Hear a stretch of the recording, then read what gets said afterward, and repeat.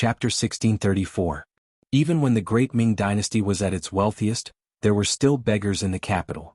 That was something that the emperors of the Great Ming Dynasty could not achieve even after putting in so much effort. How many years had it been since Crimson City was built?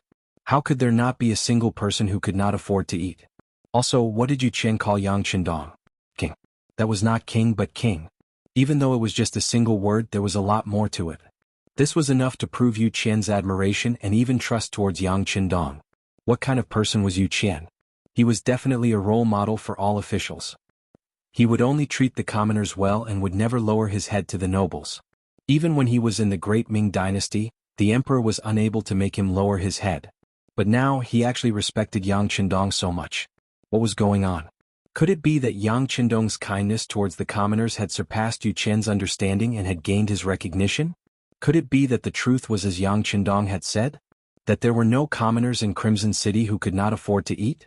No. That's impossible. A voice shouted in Wang's mind. Since ancient times, there had never been a dynasty that could provide enough food for all the commoners.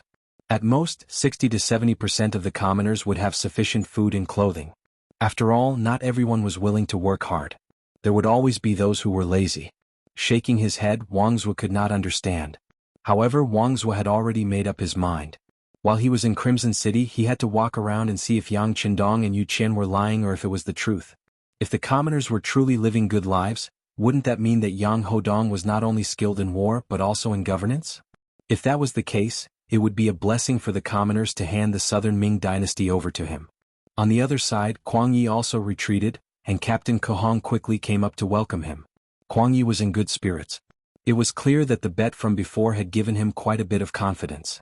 When he saw Kohong and the other two centurions, he said excitedly, "Tomorrow, all of you will split up and have a good look around the city. Let this old man expose Bugnam of Gojoseon's lies." Of course, Kuang Yi didn't think that all the people in Chichen City could have enough food and clothing. This was simply impossible. As for why Yang Qindong dared to say this, it must be because the other party was prepared and would hide those people. Since that was the case, as long as they looked carefully, there was no need to worry about not finding any clues. At that time, he wanted to see how ugly Yang Qindong's expression would be. At that time, he would use this momentum to raise the diplomatic issue between the southern Ming dynasty and Yangxia. Presumably, there would be a breakthrough. Facing Kuang Ye's orders, Kohong and the other centurions naturally couldn't help but nod. Although they were shocked by Yangxia's generosity and were envious of the Yangxia's lifestyle, they knew that their families were still in the southern Ming dynasty. They would eventually have to go back, so they had to listen to Sir Kuang Ye's words. At this time, it wasn't just Kuang Ye. Many people were also doubting Yang Qindong's words. Those who could join the observation group were naturally wealthy, but this didn't mean that they hadn't seen poor people or beggars before. After all, it was precisely because there were poor people that they were called rich, right? Many people also decided to look around tomorrow.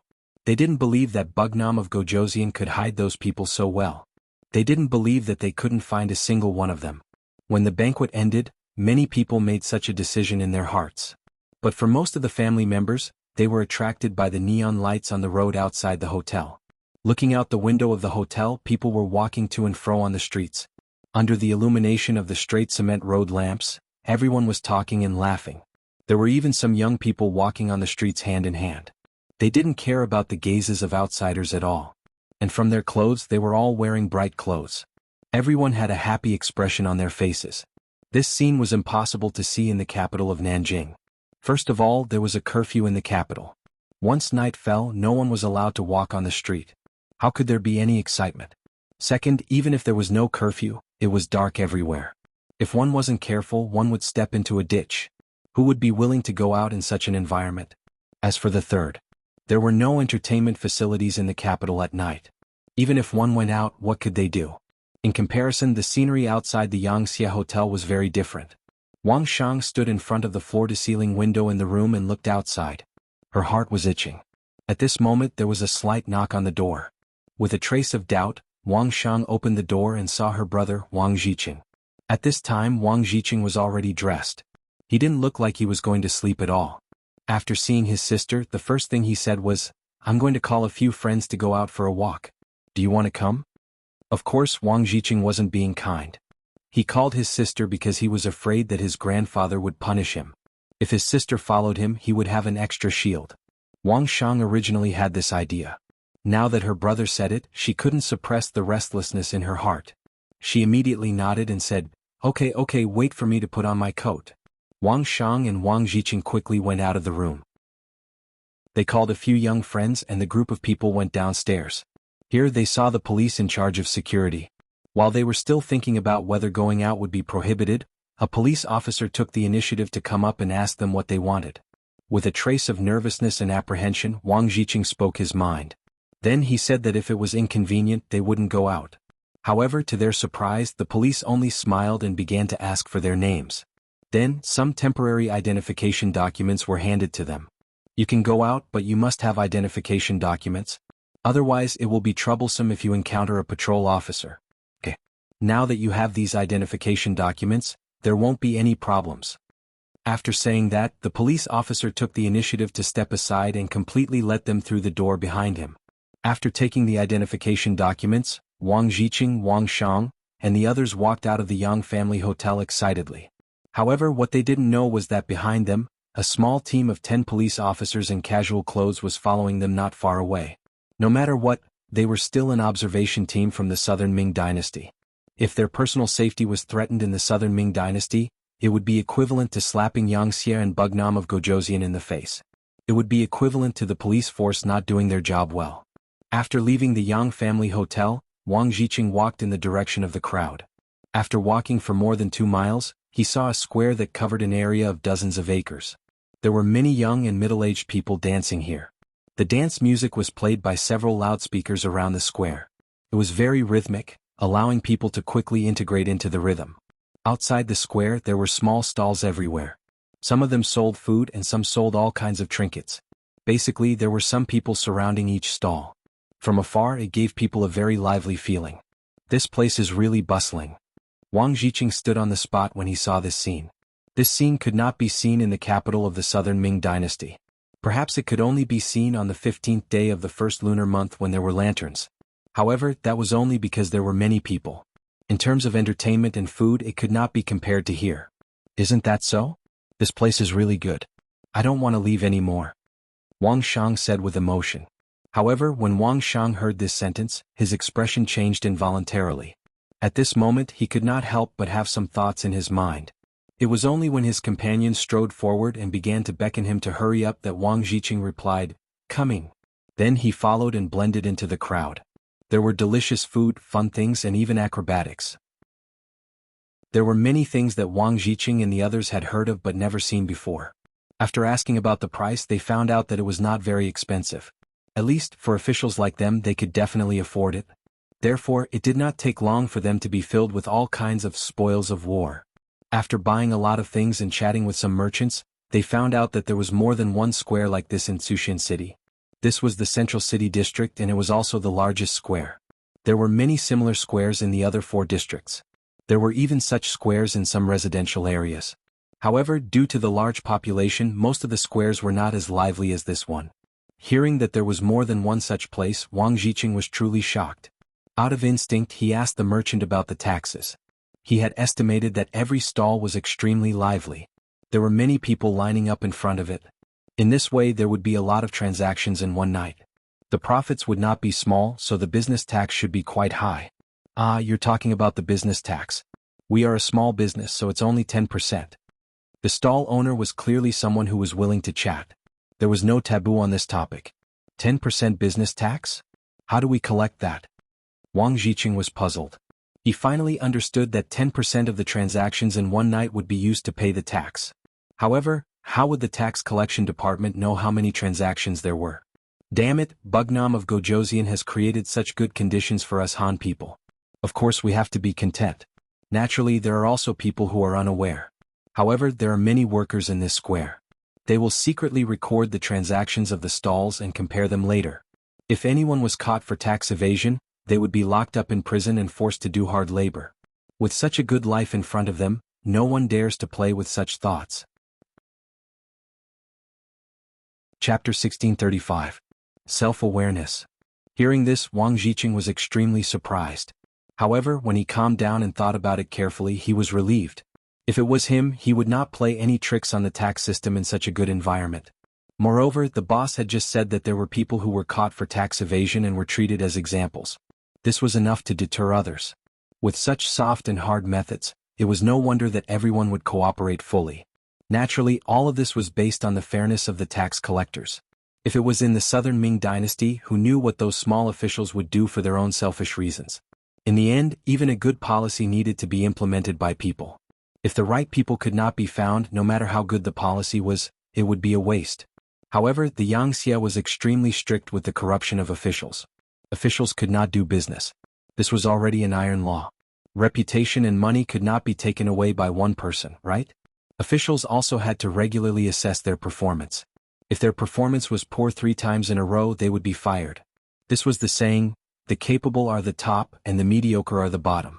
Officials were strictly prohibited from using their authority and receiving benefits. Once discovered, 3 generations of officials were not allowed to do business, and 5 generations were not allowed to be officials. Then they could only rely on working for others to earn money. Facing such a severe punishment, there were not many people who dared to test the law. Speaking of which, under such a severe punishment, the treatment of officials was really good. Not only were their monthly salaries high, but they also enjoyed 2 holidays a year. During the holidays there were also subsidies from the government, allowing the officials to walk around and look around. With the basic salary, it was very easy for an official to support a dozen people. There were also various protective measures for officials. For example, if an official was sick, they could be reimbursed. In other words, it was basically free. There was also a pension for officials when they retired, which could ensure that they could live well in their old age. With all kinds of protective measures, the officials did not have any worries and could do things without worry. This was completely different from the Southern Ming Dynasty officials, who relied on their salary as a supplement and corruption as their main source of income. As an official in the Southern Ming Dynasty, if there was no gray income, it was basically very difficult to survive. This directly led to the big officials being greedy and the small officials being greedy. Regarding all of this, even Emperor Yingzong could only turn a blind eye. He couldn't be ruthless. Otherwise, those officials who relied on their salary might not even be able to live as well as some of the tyrants. If that was the case, why did he do that? How could he not hear it? Qianli became an official only for wealth. That night, Wang Zhiqing heard a lot and saw a lot. His mind was almost stuffed with thoughts. His thoughts suddenly seemed to have entered another world. He suddenly realized that some things could be done this way and they could be done even better after doing so. In the same small courtyard, Yang Lu was sitting on a chair listening to Yang Ying's report. Master, the people we sent out have returned. They said that the members of the observation group are accompanied by the police when they go out, so there is no chance to make a move. No chance? Yang Lu's face showed displeasure. For others, the arrival of the observation group from the Southern Ming Dynasty might not be obvious. They might just think that Yang Xia was expressing his goodwill to the Southern Ming Dynasty. However, Yang Qindong was very clear that this was clearly Yang Qindong trying to win people's hearts and show off his muscles. Perhaps when the observation group returned to the Southern Ming Dynasty, waves would rise. At that time, Emperor Yingzong would suffer the consequences of his own actions. In order to prevent Yang Qindong from achieving his goal, Yang Lu was prepared to sabotage. If someone in the observation group was killed, the most important person would be killed, then the observation group would be in danger. Then they would no longer have the mood to stay in Crimson City. Naturally, this plan would be ruined. However, he didn't expect that the police force would be dispatched. However, Yang Lu still said with some dissatisfaction, "From what I know, the Wolf Fang Special Forces is not in Crimson City. It's just a few policemen. Can they really stop the assassins we sent out?" Seeing that Yang Lu was doubting his ability, Yang Ying quickly explained, "Master, the strength of the police force is not bad. Especially in the past few years, because of sufficient funds, the police force has undergone a lot of training. Although they may not be able to display the strength of a real soldier on the battlefield, they are still quite capable in the area of local protection. Of course, no matter how powerful they are, they can't be compared to our people. However, if our people make a move, I'm afraid it will be difficult to escape from the police force. After all, there are too many of them. Just in Crimson City, the police force has reached more than 60,000 people. It's difficult for 2 fists to fight against 4 hands. Once our people are caught, I'm afraid it will affect the later part of the plan." Listening to these explanations, Yang Lu could only put away his thoughts of sabotaging. However, he still muttered in dissatisfaction, "There are more than 60,000 policemen in Crimson City. Are they crazy? How much money do they have to spend? At this point Yang Lu couldn't help but let out a long sigh. When it comes to money, Yangshi is really not short of money now, especially when the navy is constantly winning. Under their strong ships and cannons, it doesn't take long for the various countries and forces that are targeted by them to be hit hard, and then they can only choose to surrender. After that, a large amount of gold and silver was sent back to Crimson City via the transport ship. With money it would naturally be easier to do things. Of course, it wouldn't be difficult to recruit people. Moreover, he had already heard that not all of the 60,000 policemen would be stationed in Crimson City. In the end, more than half of them would be arranged to be stationed in other Yangtze territories. They were only doing their internships now. This was just a matter of spending more money. Thinking about the 60,000 policemen, there wouldn't be any problems with the safety of the 15,000 South Ming observation group. If he really wanted to make a move, the chances of him being caught were very high. In the end, he could only shake his head and say to Yang Ying, "Then forget it. This risk isn't worth it." "That's right." Yang Ying agreed. Then he seemed to have thought of something and said, "Zhu Huiyun isn't to blame. If he had attacked with all his might, Yang Qindong would have died in Yunnan Manor and Mo Gui wouldn't have died." That's right, Mo Gui was Yang Ying's confidant. The Uncle Ying that Mo Gui mentioned was Yang Ying. Unfortunately, because of Zhu Huiyun's carelessness, Mo Gui died in the end. When he heard the news, Yang Ying was really sad for a while. Not to mention Yang Lu and Yang Ying's helplessness. The next morning, Wang Songshi saw that it was time for breakfast. Her grandson and granddaughter weren't up yet, so she went outside the room and woke them up. When two of the family of four were yawning during breakfast, Wang's face became ugly as he said, "I told you guys to rest early. Look at you guys. Didn't you sleep last night?" "We slept, but it was too late," Wang Shang said casually. As soon as she finished speaking, she immediately covered her mouth with her right hand. Obviously, she knew that she had spilled the beans. Seeing that his sister had confessed so quickly, Wang Jiqing sighed at his sister's lack of composure and took the initiative to confess everything to Wang Zhuo. At the same time, he also told him what he had seen and heard that night. At first, Wang Zhuo was eating while listening as if he didn't pay much attention to it. Young people were curious about everything and liked to join in the fun. It was normal for him to have such a reaction. However, when he heard about how lively the square was and how there were over 10,000 people gathered there, his expression finally changed. He put down the chopsticks in his hand and listened attentively. From time to time, he would nod his head and cooperate with Wang Jiqing's explanation. Finally, Wang Jiqing gave a general idea of what had happened. He stopped and took the initiative to drink a mouthful of porridge. Then he looked at his grandfather, who was silent. He knew that his grandfather was thinking about something, so he didn't disturb him and just ate by himself. He had to walk around more today. If he didn't eat his fill, he wouldn't be able to stay strong. When Wang Jiqing was almost done with his meal, Wang Zhuo, who was sitting opposite him, finally opened his mouth. "Cheng, have you calculated how much money you can get from the square you saw yesterday?" Wang Jiqing hurriedly put down his chopsticks and said without hesitation, "Grandfather, grandson has calculated. Even if it wasn't 30,000 taels, it should be at least 25,000 taels." "That much? Then doesn't that mean that the tax collected from Yangtze in one night is close to 3,000 taels? That's close to 100,000 taels a month? Over 1,000,000 taels a month? And this is just a square?" Obviously, this answer really shocked Wang Zhuo. "Yes," Wang Jiqing said with a firm expression. He was also shocked when he came to this conclusion. It had to be said that this was because the quality of the food and the quality of the goods sold in the square was good. In addition, there was a lot of traffic. Moreover, the people of Qian City seemed to be very wealthy and didn't lack money. Just the square alone could collect 1,000,000 taels a year in taxes. This was equivalent to 2 months of taxes for the entire southern Ming dynasty. One had to know that the current southern Ming dynasty didn't have 3 provinces. In a year, the taxes collected were only 7 to 8 million taels. This was also because the southern Ming dynasty was very rich. If it was Ming, it wouldn't be that much. In comparison, the difference in money was too great. These two were not opponents of the same level. If they were to fight on the same stage, what would the result be? Presumably, even an idiot would be able to tell. At this moment, Wang Zhuo was even more silent. He seemed to have already seen the scene of the southern Ming dynasty being swallowed up by Yangtze. The only thing to consider was how long the southern Ming dynasty could last. Chapter 1636. Although there were all sorts of delicious breakfasts in front of him, Wang Zhuo was unable to swallow any of them. When he saw that his family had finished eating, he stood up resolutely. He had decided to properly observe and investigate Crimson City. He wanted to find out where the drawbacks of this city were. Not only Wang Zhuo but basically all the members of the observation group left Yangxia Hotel after breakfast and headed in different directions. They were followed by a large number of police officers. This was for their safety, so no one objected to it. More than 10,000 members of the observation group were like gusts of wind, blowing in all directions of Crimson City. Very quickly, several city districts were filled with their people. Some factories were also filled with their people, and some shops and department stores were also filled with their people.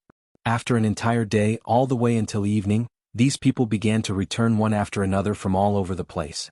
If one observed carefully, they would notice that most of the officials had a serious expression on their faces. Only the accompanying family members, especially the children, would reveal ignorant smiles. Clearly, this day's visit allowed everyone to see the strength and potential of Crimson City. This day's visit allowed everyone to see the huge gap between Southern Ming and Yangxia. This day's visit allowed everyone to see the prosperity and beautiful life of Crimson City. If it wasn't for the purpose of nitpicking, even Kuang Yi had to admit that Crimson City was a very suitable city to live in. The security here was stable. If one had money here, one could sell many things.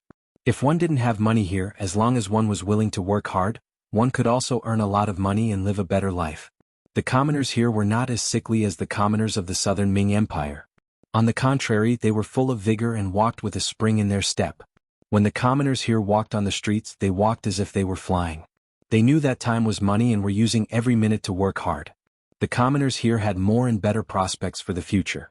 They were far from the lazy and dispirited Southern Ming Empire commoners who did not know where to go.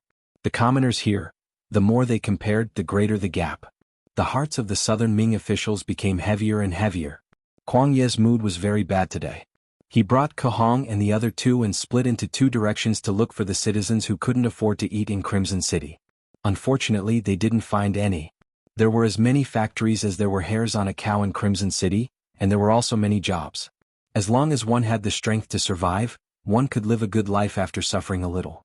As for those who didn't work, they had long been sent to the labor camp by the police.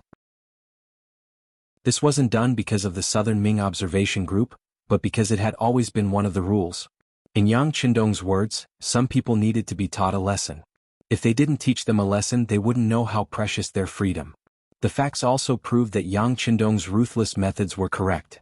Once someone was identified as a lazy person, the local resident committee would report it. Once it was reported twice in a row, the police would take action and arrest them on the grounds of laziness and send them to the labor camp. Although this was a bit unreasonable, the effect was good. Because after these people were released, they became diligent. Compared to not being able to get money and freedom after working in the labor camp, it was better to work hard after being released. At least they not only had freedom, but they could also use the money they earned. Under such a policy, it was naturally impossible for Kuang Yi to find the kind of people he mentioned. But only one day had passed. Kuang Yi wasn't discouraged. He decided to continue his search. On this night, when everyone gathered in the hotel to eat dinner, Yu Qian and Xin Yu came again. During the day, the two didn't appear and didn't accompany anyone to look at any place. They were completely free. After a day of observation and visit, they believed that the Southern Ming observation group should have a basic understanding of Crimson City, so they appeared again. When they appeared this time, the two gave the Southern Ming observation group a big gift, which was 370,000 yang coins. Previously, in order to welcome the Southern Ming observation group, Yang Qindong took out 5 million silver and 370,000 yang coins. The silver was used to entertain, such as food and accommodation, in the end, had to be paid to the Yang Qindong. Although these were all Yang Qindong's businesses, it was equivalent to putting his left hand into his right pocket. This was also to prevent people from reaching out their hands. The silver was used to entertain, but the yang coins were to be given to the observation group. So when Yu Qian and Xin Yu said that as long as they were in the observation group, regardless of age or status, everyone would receive 100 yang coins, many young people jumped up in excitement. Unlike the Southern Ming officials, these young people didn't have any intention to nitpick. They were here to broaden their horizons and have fun. Today, many people went to the Yang family's department store because the things there were the most complete and the best in the entire Crimson City. After arriving at the Yang family's department store, they really saw a lot of things that they liked. Especially the exquisite watches that could keep track of time, as well as the bicycles and electric scooters. They couldn't bear to part with them and were unwilling to put them down. Unfortunately, these things couldn't be bought with silver, they needed yang coins. When they were really worried about what to do, Yu Qian and Xin Yu came and gave them yang coins. How could they not be happy? Although they couldn't buy anything with 100 yang coins, they could borrow it from others. In this way, if they gathered together, it would be a large sum of money and they could buy the things they liked. So after Yu Qian and Xin Yu announced this decision, they jumped up in joy. Then, whether it was their parents or grandparents who came with them, they all asked to borrow yang coins. The officials who only cared about learning and watching the changes in Crimson City didn't know the importance of yang coins. When they saw their family members asking for it, they didn't pay much attention and took out the 100 yang coins that they had just received. After the young people received the yang coins, they were naturally elated. They were all overjoyed. Tomorrow they could go to the Yang family's department store and buy the things they liked. After Yu Qian and Xin Yu saw that the staff had finished distributing the coins, they continued, "Everyone, tomorrow you can go to any factory in Crimson City other than the palace, even the military barracks. If you are willing to go, you can also go to any factory in the city. However, you must apply a day in advance.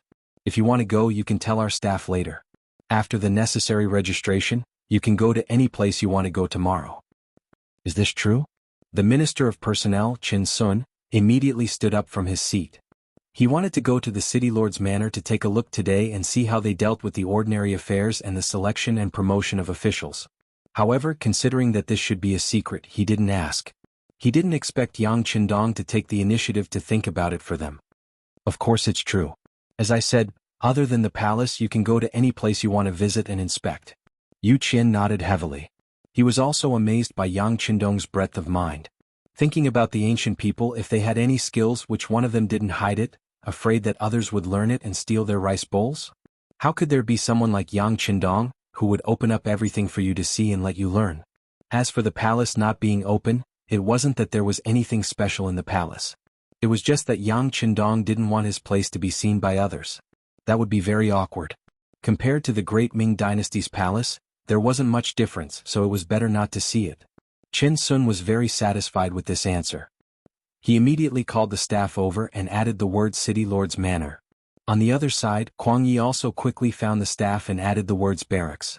The other officials also applied according to their own preferences and interests. After knowing that the application form would be quickly approved and sent to their rooms, and that they could enter as they wished the next morning, all of the Southern Ming officials had a satisfied look on their faces. They didn't know that the reason why Yang Qindong dared to show them those things was that he had already regarded them as Yang Xie's future officials and people. Since everyone would be a family in the future, what was the big deal about seeing what a family looked like in advance? That night, whether it was the officials or their family members, they were all very satisfied. Even the people who went to the night market at night decreased a lot. Obviously, they all wanted to have a good night's sleep so that they would have the energy to go to the goal they had set. After Yu Qian and Xin Yu completed the task, they sent someone to report the results to Yang Qindong. There was only one answer they got.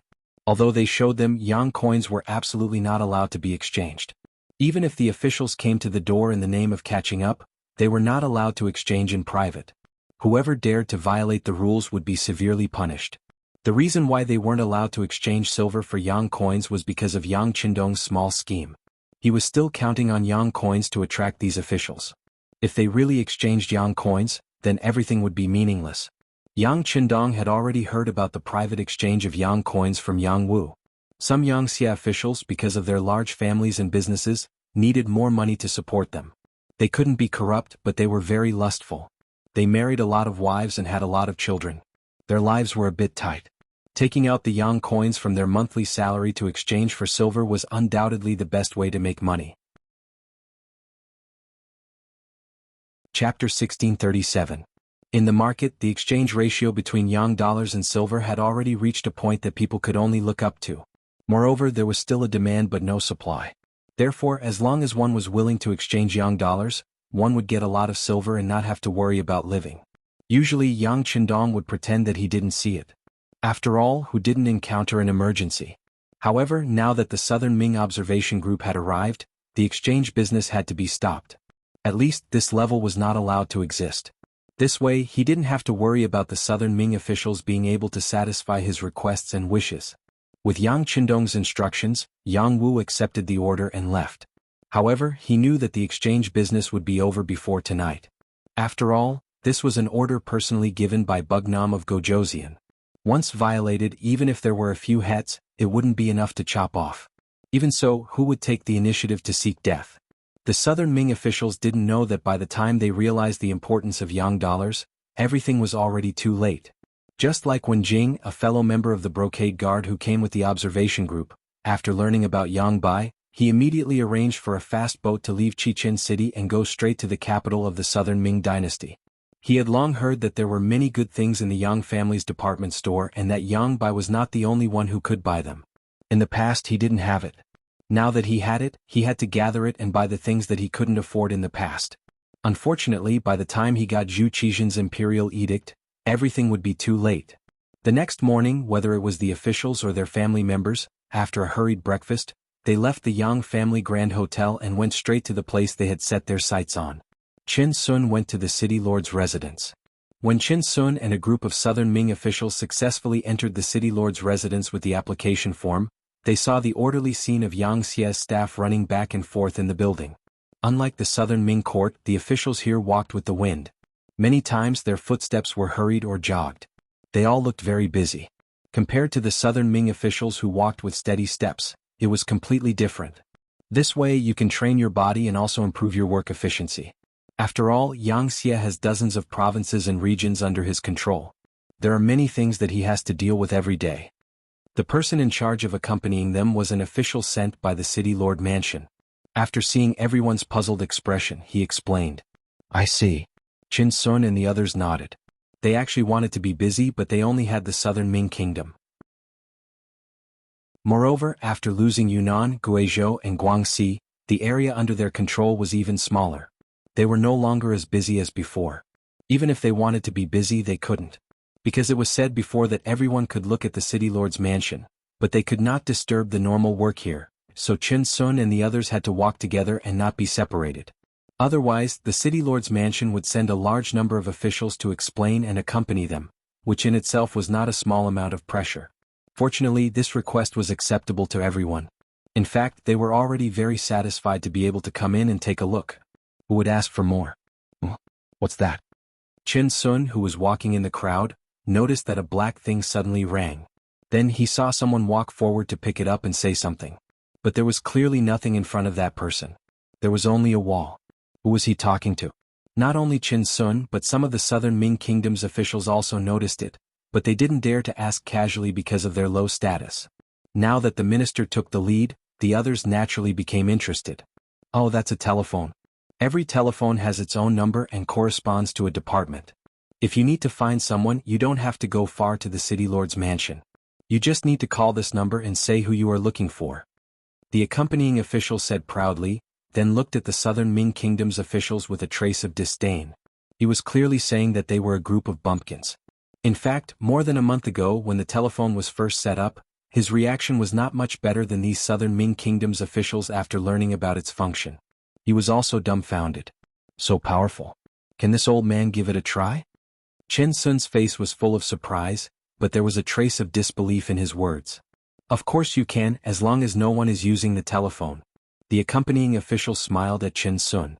He probably also knew that this person was the Minister of Personnel of the Southern Ming Kingdom and was also a high-ranking official. Perhaps after the Yang Xie annexed the Southern Ming Kingdom, everyone would be colleagues. The other party might even be his superior, so his attitude was quite good. At this time, the person who answered the phone put down the phone and walked out of the office. It was obvious that he had something to do or convey.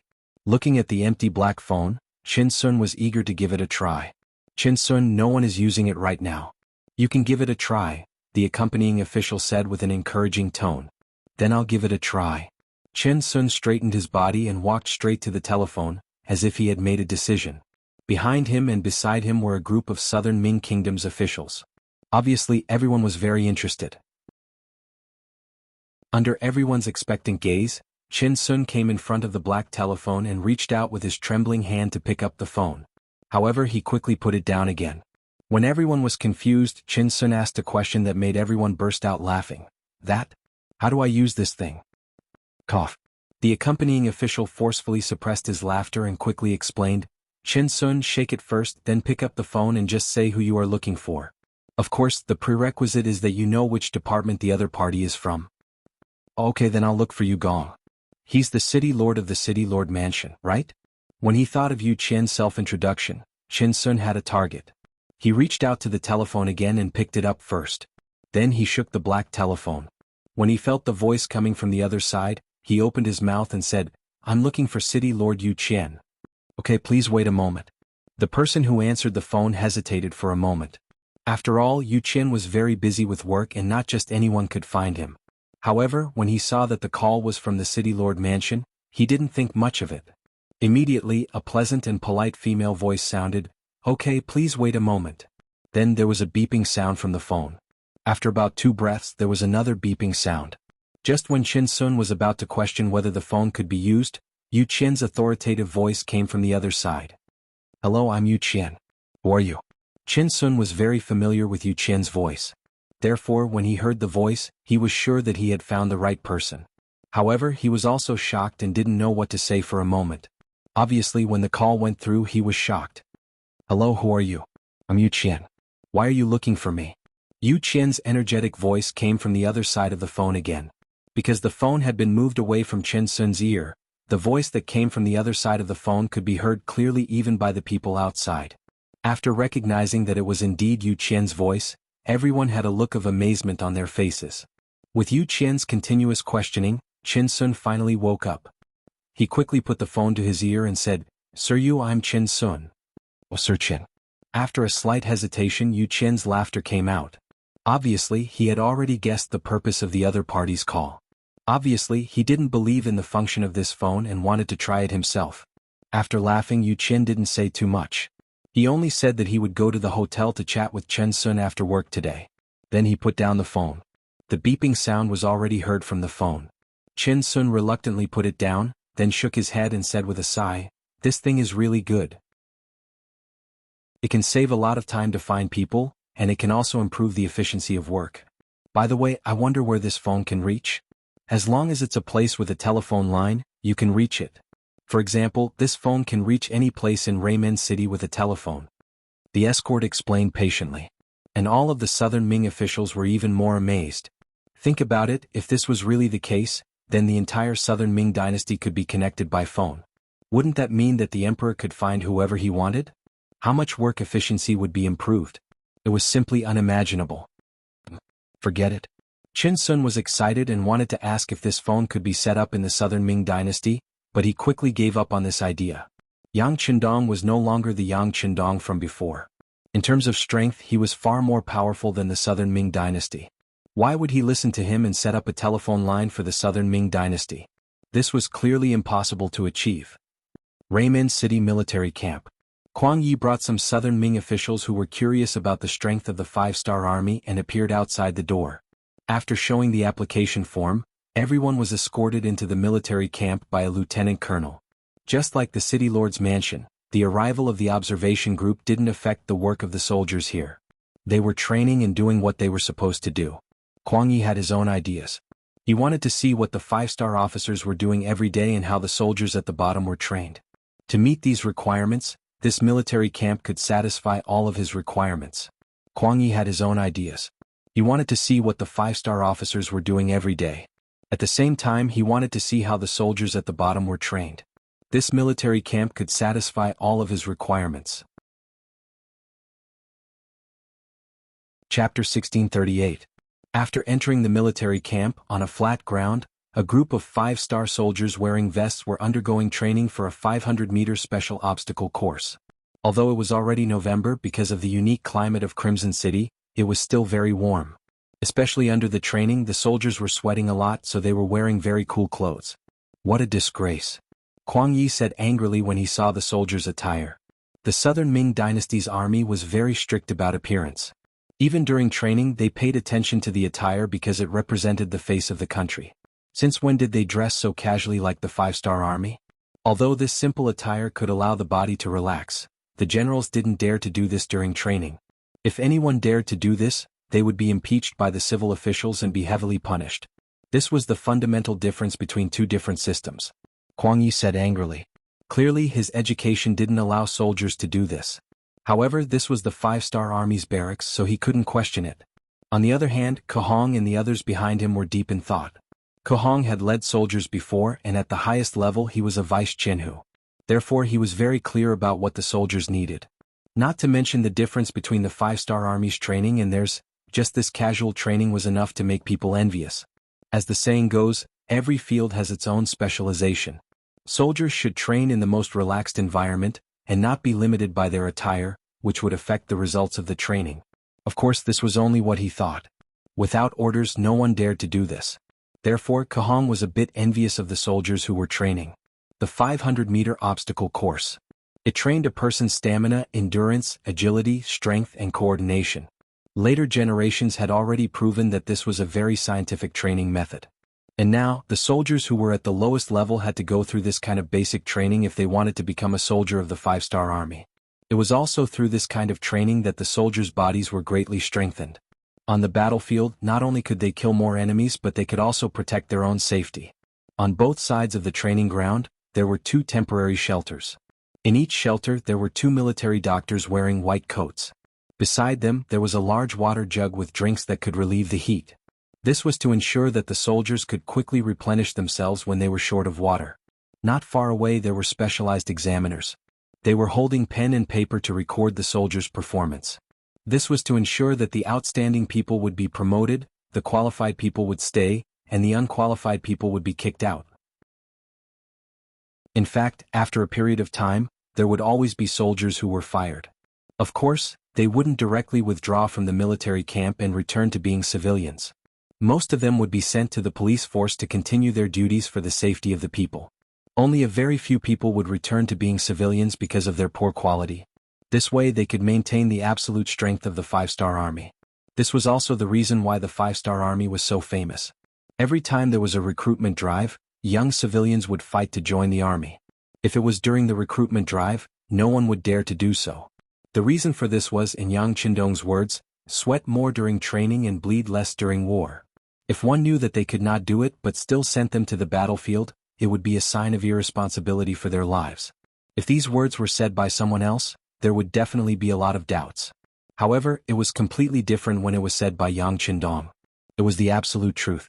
Not to mention, the soldiers selected from this military camp were not ordinary soldiers. There was a high chance that they would enter the Cold Vanguard Army in the future. Naturally, the selection process would be stricter. Kuang Yi could not swallow his pride, so he asked Kohong and the others to ask in detail.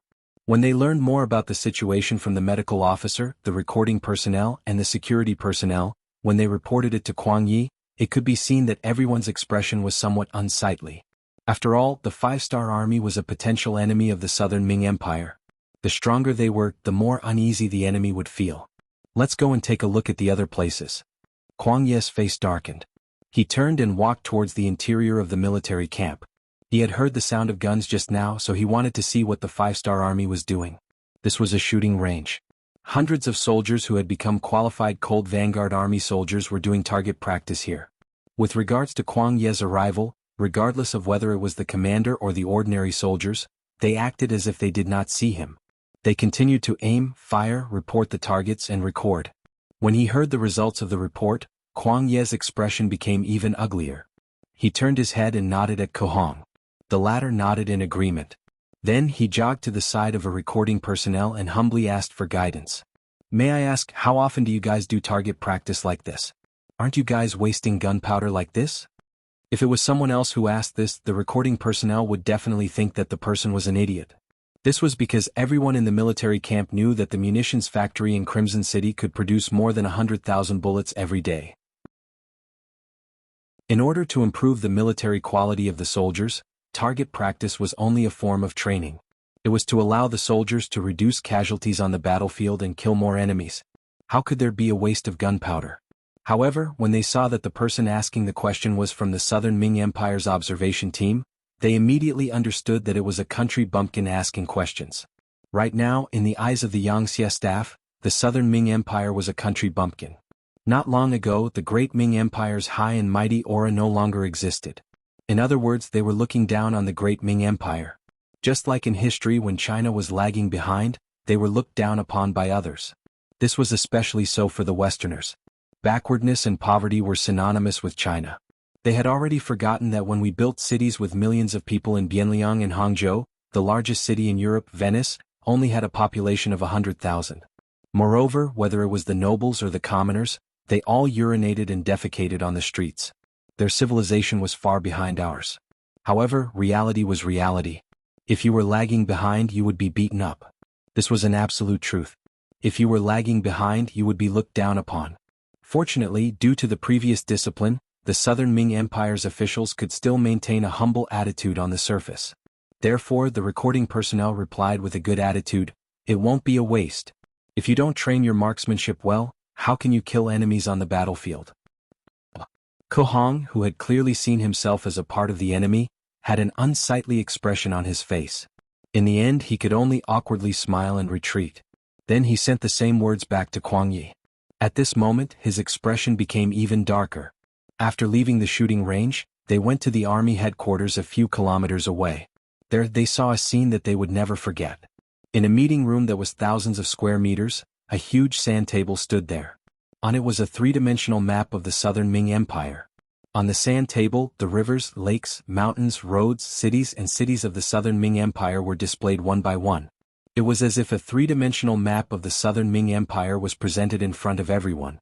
After seeing the sand table, Kuang Yi finally couldn't hold it in anymore.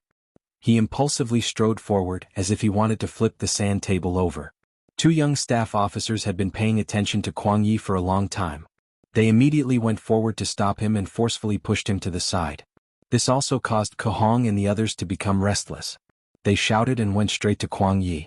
However, the commotion had already attracted the attention of the soldiers who were in charge of guarding outside the door. A squad of soldiers rushed out and pointed their guns at Ko Hong and the others. They had no choice but to stop moving forward. The pitch-black muzzles were aimed at the hundreds of people in the Southern Ming Empire's observation group. It was clear that if anyone dared to make a move, they would shoot to death. Ko Hong and the others stood rooted to the ground. Layers of cold sweat appeared on their heads. They didn't doubt that the other party would dare to shoot. After all, this was the Yangtze's army headquarters. It was equivalent to the Southern Ming Empire's Ministry of War. If anyone wanted to cause trouble here, they would have to pay extremely serious consequences. Everyone didn't dare to move. Someone had already reported what happened here. Soon, Deputy Commander-in-Chief Lung Song led a group of officers into the war room. He already knew what had happened on the way here. He also found an opportunity to call Yang Qindong to ask for instructions. After receiving an answer, he entered with full confidence. As soon as Lung Song entered the war room, Kuang Yi shouted loudly as if he had seen his savior. "I protest. I protest that you treat the Southern Ming Empire as an imaginary enemy. You must remove this sand table model and apologize to us immediately." Kuang Yi had met Lung Song at the welcome banquet. The two of them even chatted for a while. At that time, Kuang Yi's mentality was still relatively relaxed. He even seemed a little arrogant. On the other hand, Lung Song's attitude was very humble. Most of the time, it was Kuang Yi talking while he listened. This created an illusion that Lung Song was Kuang Yi's subordinate. How could he have known that Lung Song would have such an attitude? It was only because he respected Kuang Yi as a senior.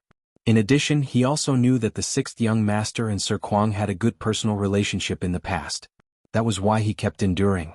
However, this didn't mean that Lung Song was really afraid. Especially after he had already called Yang Qindong to ask for instructions, he was even more confident. Chapter 1639. Imaginary Enemy? Kuang Gong, since you said so yourself, why did you do something so inappropriate? As the saying goes, if you don't do anything wrong, don't be afraid of ghosts calling at night. Could it be that you want to be enemies with our 5-star army, so you're afraid that we'll be enemies with you? Let me tell you, your actions have already violated your status as a member of the observer group. You're too reckless and you'll have to pay the price for it. Men, chase Kuang Gong and all of the South Ming Ministry of War officials out.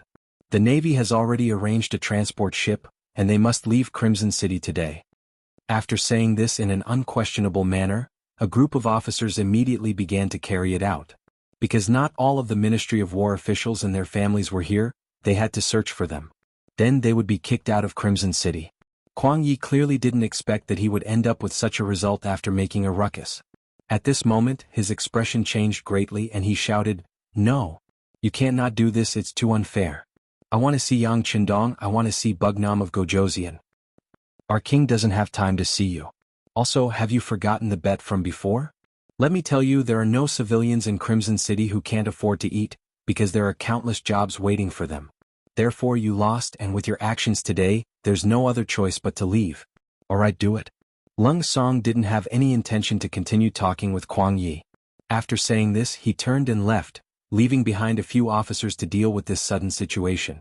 Regardless of whether he was willing or not, Kwang Yi was dragged out of the camp in the end.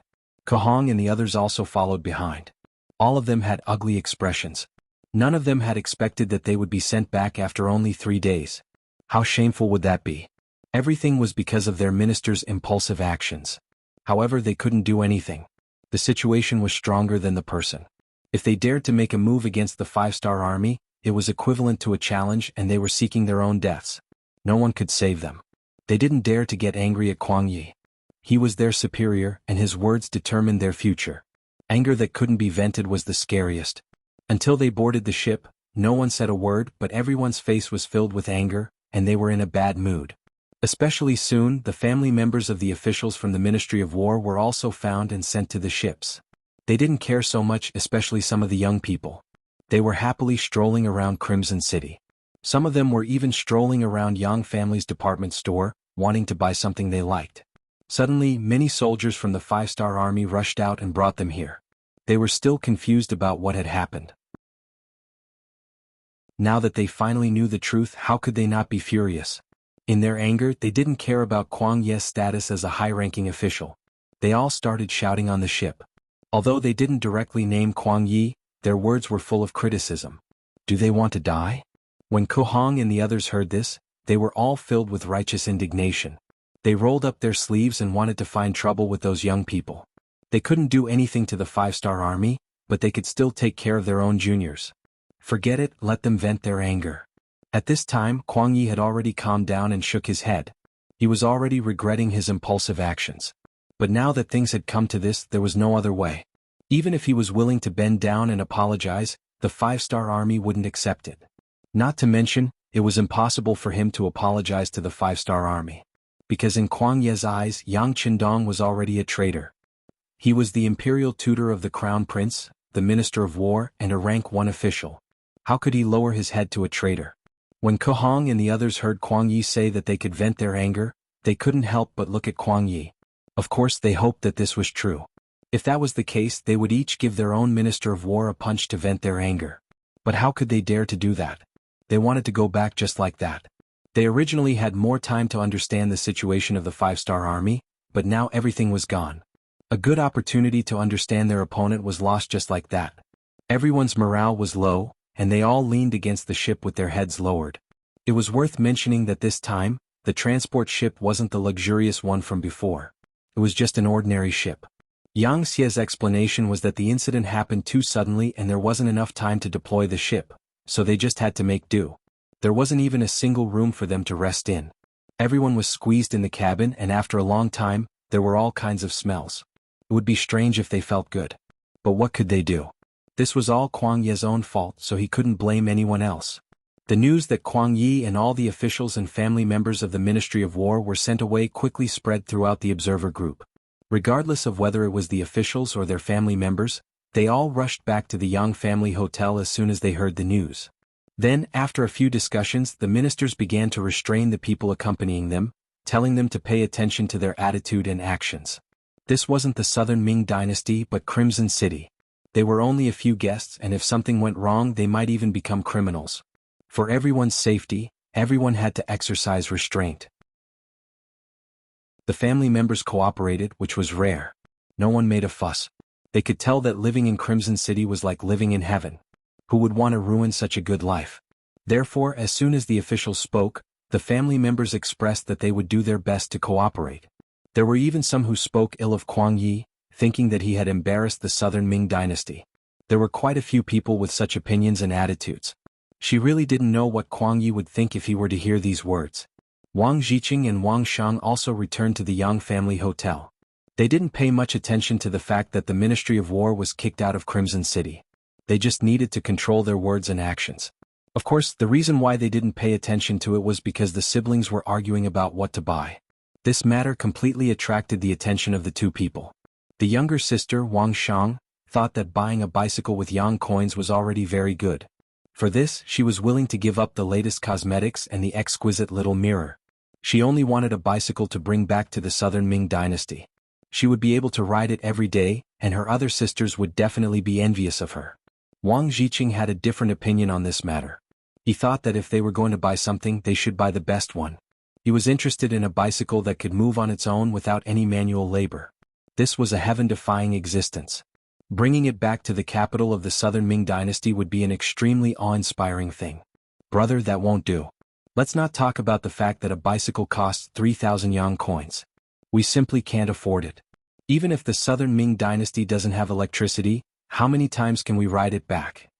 Wang Shang saw that Wang Zhiqing had already sunk into his own fantasy world and couldn't extricate himself, so she could only pour a bucket of cold water over him. Ah!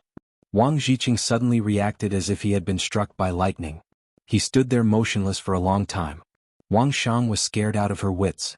She walked over and waved her hand in front of her brother's eyes. When she saw that he was unmoved, she used her slender hands to gently push her brother's body. Only then did he let out a long sigh. Aya, why doesn't the Southern Ming Dynasty have electricity? Isn't our great Ming Dynasty the most outstanding nation in the world? Isn't it said that we have the best environment and the strongest culture? But why isn't there even electricity? What's the point of talking about being advanced and powerful? At this moment, Wang Zhiqing started to ramble. He didn't care if anyone answered his questions. He only cared about throwing out questions one after another. Wang Shang, who was standing at the side, was very clear-headed. She also sighed.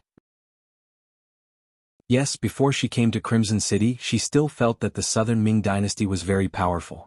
No matter how strong the Bugnam of Gojoseon and the five-star army were, they still wouldn't be a match for the Southern Ming Dynasty.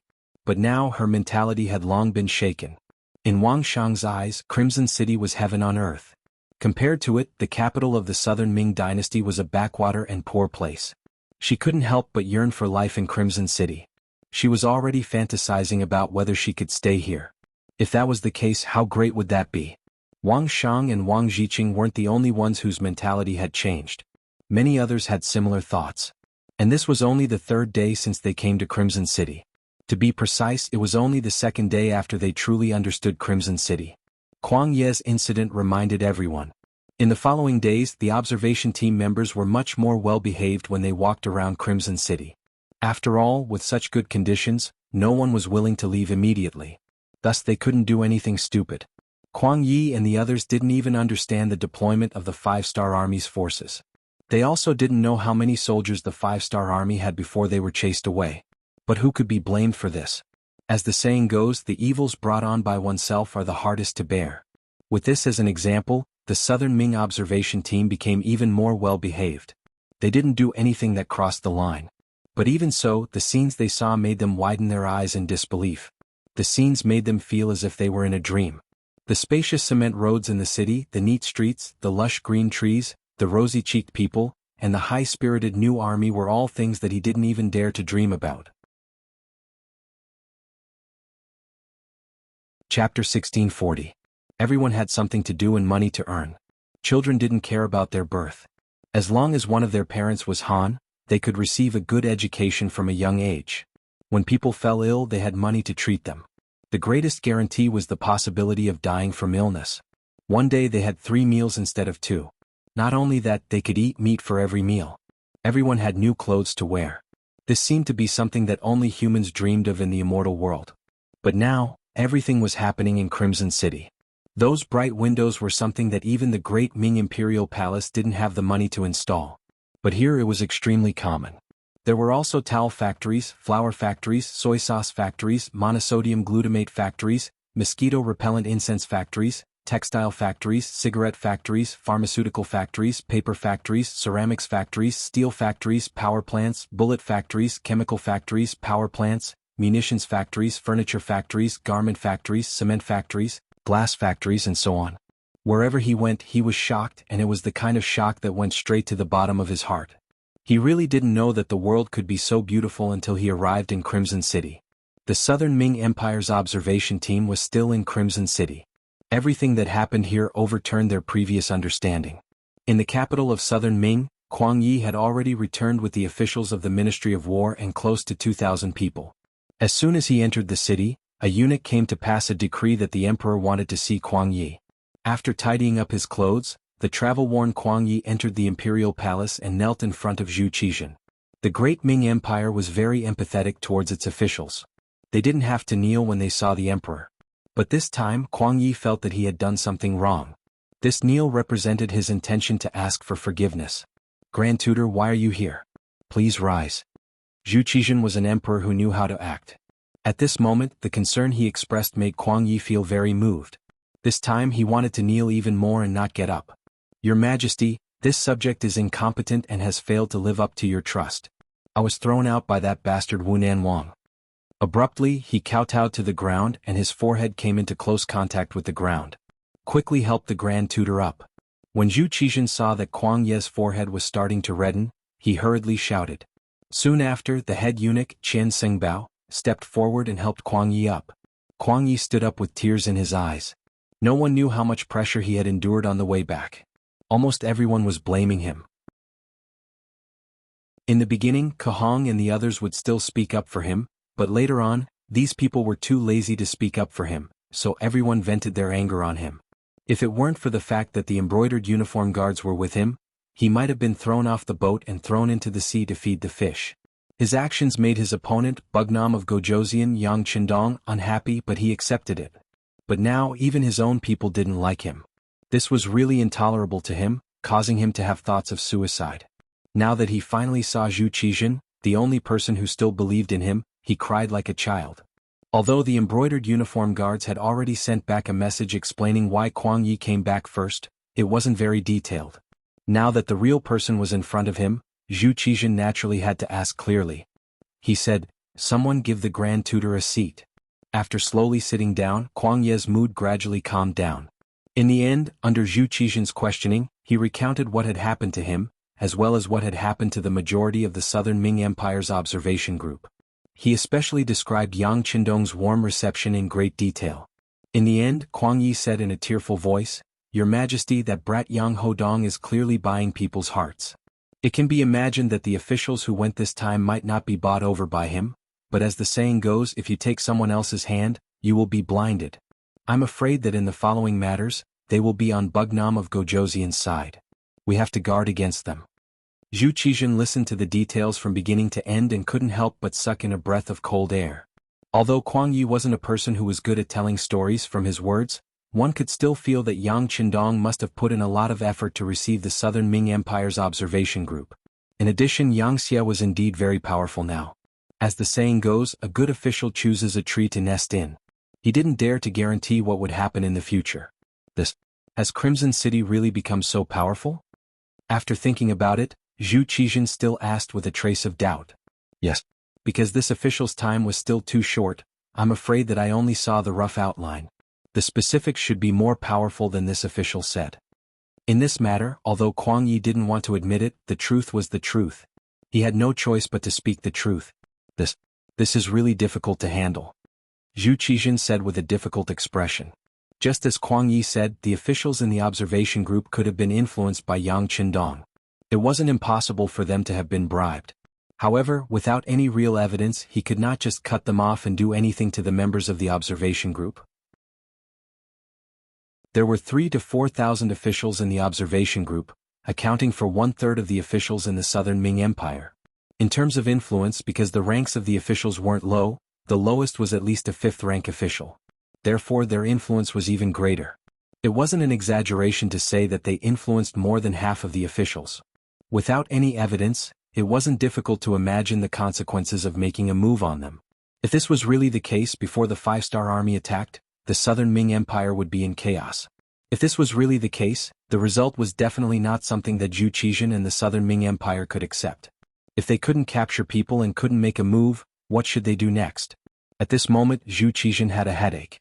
Naturally, Kuang Yi didn't have any better ideas. He had to face 3,000 to 4,000 officials. That was a huge group. His fellow countrymen, colleagues in the same department, as well as those who were related to his interests or were related to him by marriage. This group was so powerful that it was possible for them to overthrow the southern Ming dynasty if they were not careful. Facing such a huge force, even the emperor couldn't do anything. This was because even during the time of Zhu Yuanzhang, the founder of the Ming dynasty, although he killed many officials and corrupt officials, he still didn't dare to make a move against 3,000 to 4,000 officials at once. How about the emperor give a decree and have them come back? Then, send someone to communicate with them and make sure they don't talk nonsense. Then we'll wait and see what happens. Kuang Yi could only come up with this idea. That's the only way. I'll write the decree in a bit. Before Zhu Qizhen could think of a better idea, he could only say this. Then, as if he had thought of something, he asked, "That's right, Grand Tutor said that he went to the 5-Star Army's headquarters. What did he see? In your opinion, if the Southern Ming Empire and the 5-Star Army go to war, what are our chances of winning?" This was what Zhu Qizhen wanted to know the most. History had always been like this. When political means couldn't solve a problem, only war could decide the outcome. At that time, the winner would be king and the loser would be in the wrong. If the Southern Ming Empire had a higher chance of winning, Zhu Qizhen would have to consider mobilizing troops. This could be considered as striking first to gain the upper hand. When he looked at Kuang Yi with anticipation, he was destined to be disappointed. This was because at this moment, the Minister of War lowered his head and didn't dare to look him in the eye. When it came to military matters, there were probably not many people more qualified to speak than him, the Minister of War. Kuang Yi's understanding and control of the military wasn't something that the other ministers of war could compare to. This could be seen from the fact that he spent half a year in the various guard stations. And it was precisely because of this understanding that Kuang Yi felt immense pressure at this moment. Although he had only spent half a day in the 5-Star Army's headquarters, the impression that it had left on him was too deep. Whether it was the training method, the advanced weapons, or the logistical support, the Southern Ming Army could not compare to them. Over the years, although the Southern Ming Empire had invested in the military every year, it wasn't a high proportion. The Southern Ming Empire had Baiming in the north, the 3 provincial kings in the west, and Bugnam of Gojoseon in the south. However, almost all of the officials didn't think that anyone would use force against the Southern Ming Empire. Baiming couldn't even protect himself, so if he made a move against the Southern Ming Empire, he wouldn't have enough confidence. Facing the pressure of the 5-Star Army, how could the 3 provincial kings take the initiative to make trouble for the Southern Ming Empire? That would be equivalent to seeking death. Only the 5-Star Army posed the greatest threat. However, they had always been active outside of the Great Ming Empire's territory and had never taken the initiative to make a move against the Southern Ming Empire. Even in the north, Baiming repeatedly made trouble for Yang Qindong, but they didn't retaliate. At most they sent Baiming back. Because of this, almost everyone thought that although the 5-Star Army was strong, they didn't have the strength to make a move against the Southern Ming Empire. Since this was the case, the Southern Ming Empire would protect itself first and wouldn't invest too much in the military. In their own words, they would sit back and watch their opponent die. They would wait for their opponent to panic and reveal an opening before attacking. It had to be said that the Southern Ming Empire's imperial court was a strange existence to place their hopes on their opponent. However, this was the general trend. Ever since Zhu Qizhen lost at the Tumu Castle, he was afraid of war. His request for the army was to just defend their territory and didn't have the ambition to expand their territory. Even the emperor was like this, not to mention the ministers below. Without enough military funds, the Southern Ming Empire's army could only muddle through. Because of the embezzlement of some officials, many soldiers who came from military families had problems eating and wearing clothes. Even if they didn't starve to death, they wouldn't be able to survive. Chapter 1641. They hadn't eaten for a long time and didn't have enough nutrition, causing most of the Southern Ming soldiers to look like they were emaciated. In comparison, the logistical support of the soldiers of the 5-Star Army was very good. They could get whatever they needed. All of them were tall and sturdy. In addition, they had reasonable training. Most importantly, Yang Qindong valued them highly. Just comparing them to the army, the difference between the two sides was many levels. Not to mention, in terms of equipment, the 5-Star Army was a pure firearms army. Their firearms could take a person's life from 100 steps away. On the other hand, what about the Southern Ming Army? They were still using the most primitive weapons. Even if they had firearms, their strength would be greatly reduced due to lack of training. How could they be a match for the 5-Star Army? Facing Zhu Qizhen's question, Kuang Yi wanted to tell the truth. However, if he did that, it would make the emperor sad and prove that he was incompetent. Thus, after thinking about it, he politely said, "Emperor, if we really fight, I'm afraid that we only have a 50% chance of winning." 50%? If that's the case, then it's 50%. There's nothing to be afraid of. After all, no one can say that they will definitely win. Alright, since it's like this, Grand Tutor, you can go and prepare. As for how much silver you need, I'll give you an order later. Zhu Qizhen didn't know that Kuang Yi was comforting him. He really thought that the Southern Ming army was very strong and could fight against the five-star army. After hearing this, Kuang Yi wanted to explain. However, after thinking about it, he didn't say anything. He found that even if he said anything, it would be useless. Instead, it would make the emperor lose confidence. If that was the case, the Southern Ming army would be in danger. Moreover, there was no evidence that the five-star army would definitely make a move against them. Just like what the staff officer in the army headquarters of the five-star army said, there, not only the Southern Ming Empire, but also the topography of any power would be recorded. Perhaps he was thinking too much? With the spirit of IQ in his heart, Kuang Yi left the palace. He didn't even return home and went straight to the Ministry of War. Since the emperor had already said that he wanted to develop the military, he had to plan it well and get the silver first. Crimson City. Today was Yu Qian's day off, so he personally accompanied Qin Sun, Wang Zhuo, Xie Chong, Shao Xian, Wei Luo, Shang Lu, and the imperial censor of the left to tour the city. Their destination this time was the Tomb of the Kings, in the eyes of the citizens of Crimson Nest City. The so-called King's Tomb naturally referred to the place where the kings were buried. It referred to the place where the kings of the various countries who were defeated by the five-star army were placed under house arrest. This was a street near the East City. Looking from afar, one could see that each courtyard was quite large, and there was a king imprisoned in each courtyard. Unlike the other streets, both ends of this street were guarded by five-star army soldiers. After a rough calculation, there were no less than 1,000 people.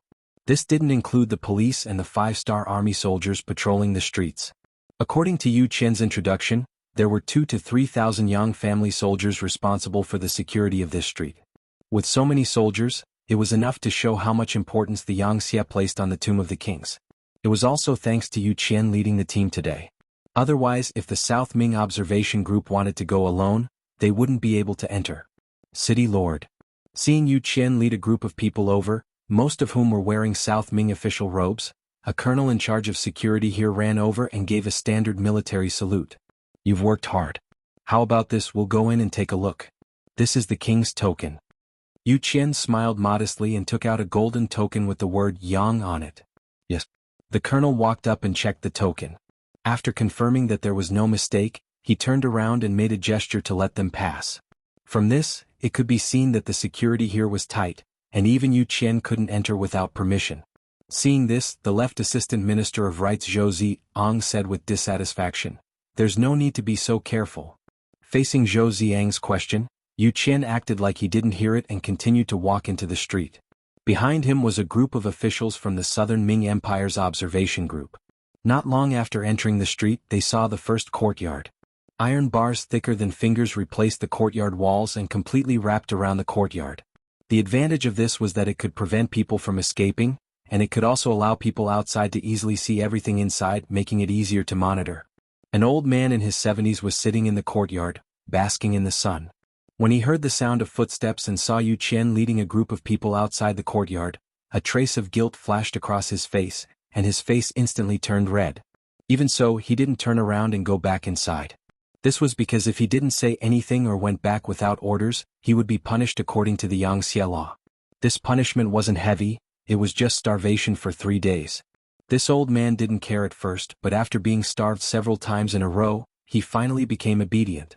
When he saw Yu Qian and the others, although his expression was ugly, he didn't hide inside the house. The old man didn't hide, but Yu Qian had already spoken. "Lily, how are you?" "What? He's the original king of Jiaoji, Lily?" It would have been fine if Yu Qian didn't speak, but once he spoke, it immediately attracted cries of surprise from the South Ming Kingdom's observation group. If they didn't know any of the other kings, they definitely knew who Lily was. Some of the officials had visited Jiaoji more than 10 years ago and had seen King Lily. It was just that after more than 10 years things had changed, so they didn't immediately recognize him. Now that Yu Qian called out his name, they carefully identified him. Soon after, Xie Chong was the first to cry out. "That's right, he is Lily. This official has seen him before, but I didn't expect him to be so old." Yeah. With Minister Xie Chong saying this, How could the other South Ming officials not believe him? At that moment each of them carefully sized up the old man, but the thoughts in their hearts had already flown off somewhere. Lily naturally heard the cries of surprise from outside. However, this wasn't the first time something like this had happened. In the past, other kings would be locked up on this street from time to time. When they first saw him they were also surprised. Being surprised once was uncomfortable, but after being surprised many times, it became normal. Lily, who was used to it, didn't have any intention of hiding. Since he had already been recognized, there was no point in hiding. Instead, he took the initiative to walk to the railing and said to Yu Qian, "City Lord Yu, isn't it a little too long for the performance team to only come once a month? This king is really bored staying here. Can you give a reaction and let the performance team perform twice a month?" "Okay, I will report your request to the higher-ups." Yu Qian smiled and agreed, which immediately attracted a wave of gratitude from Lily. The first courtyard was Lily, which attracted the cries of surprise from the South Ming Kingdom's observation group. The second courtyard was the Lansong Kingdom's King Paise. Seeing another king locked up here, everyone deeply understood the true meaning of the king's tomb. At the same time, everyone's cries of surprise weren't as loud. In the next courtyard were King Boromir of the Phnom Penh Dynasty, Governor Chin Rong of Luzon, King Li Yong of North Korea, and so on. Among them they also saw the blind Duke of the Ross Duchy. However, because they were too far away, the South Ming Kingdom's officials didn't react. More importantly, in the two courtyards of the king's tomb, everyone saw the three provinces' King Zhu Huiqiu and Shiping's King Mu Bin. Coincidentally, the two of them lived across from each other. Every day when they basked in the sun, the two of them would sit facing each other.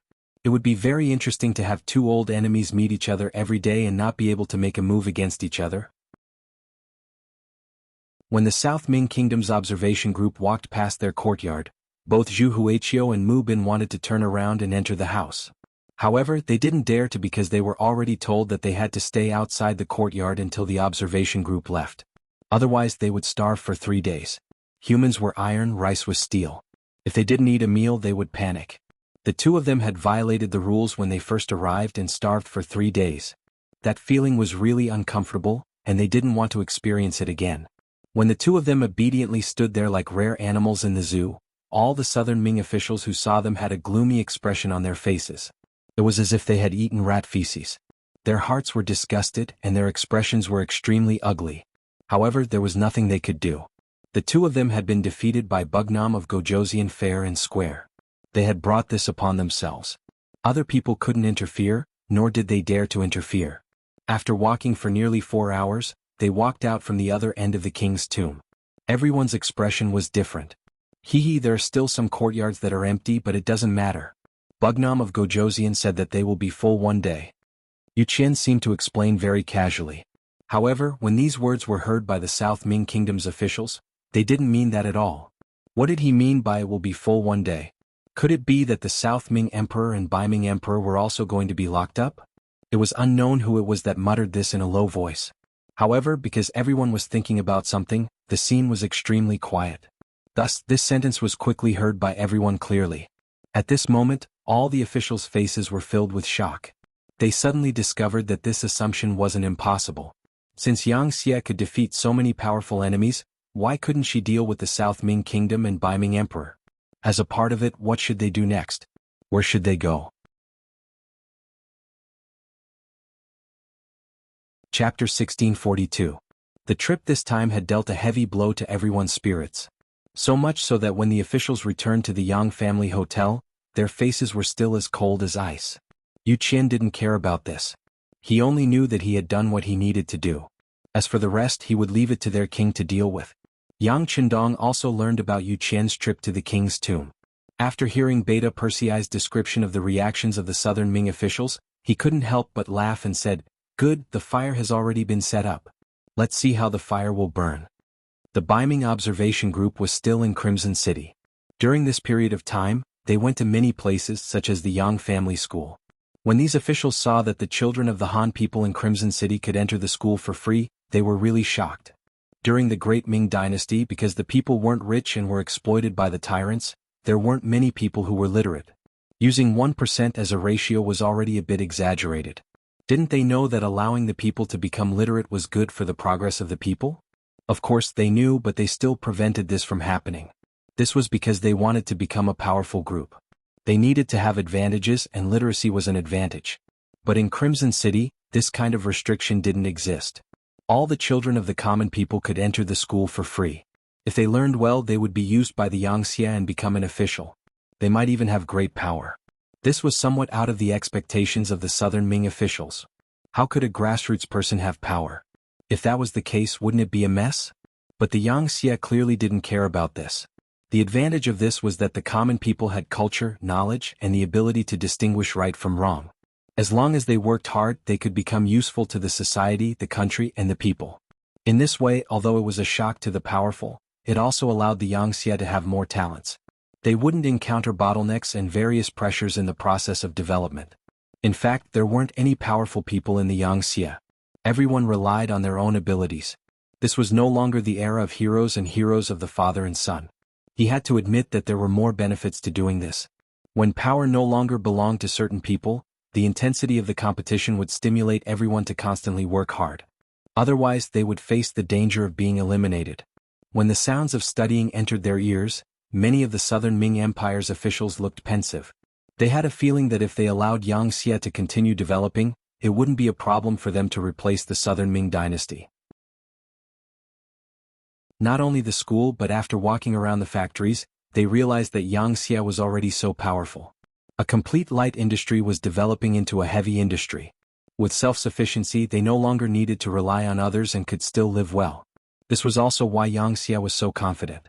It could be imagined that as time passed, Yangxia's workshop, lathe and programming would pull further and further away from the primitive Southern Ming. In the end, the strength of both sides would not be on the same level. In the end, it would be normal for the Southern Ming to become Yangxia's subordinate. The more they understood, the more they felt, and the greater the pressure on them. This trip to Crimson City was like opening a new window, making all the officials in the observer group feel great pressure. Everyone knew that the stronger Yangxia was, the more danger the Southern Ming dynasty would be in. Their status and safety would be more and more uncertain. After all, no one wanted to see a powerful neighboring country appear. As they understood more, the use of the Yang family's department store and the Yang coins were also displayed in front of all the officials. When they were attracted by the dazzling array of items, they realized that the Yang coins in their hands had been taken away by their family members. Some of them had even been used to buy goods. Especially when a few brand new bicycles appeared in front of the Yang family's hotel, these officials were shocked and angry. The horizons of the officials were naturally different from those of their family members. Although the bicycles were novel, they weren't enough to attract them. On the contrary, things like flashlights, sewing machines, watches, and binoculars were more attractive. In the eyes of these officials, flashlights were high-tech products. They were very practical, whether it was for civilian or military use, they were good things. They hoped to learn from, understand, and imitate them. Needless to say, sewing machines could increase the production of the textile industry and clothes.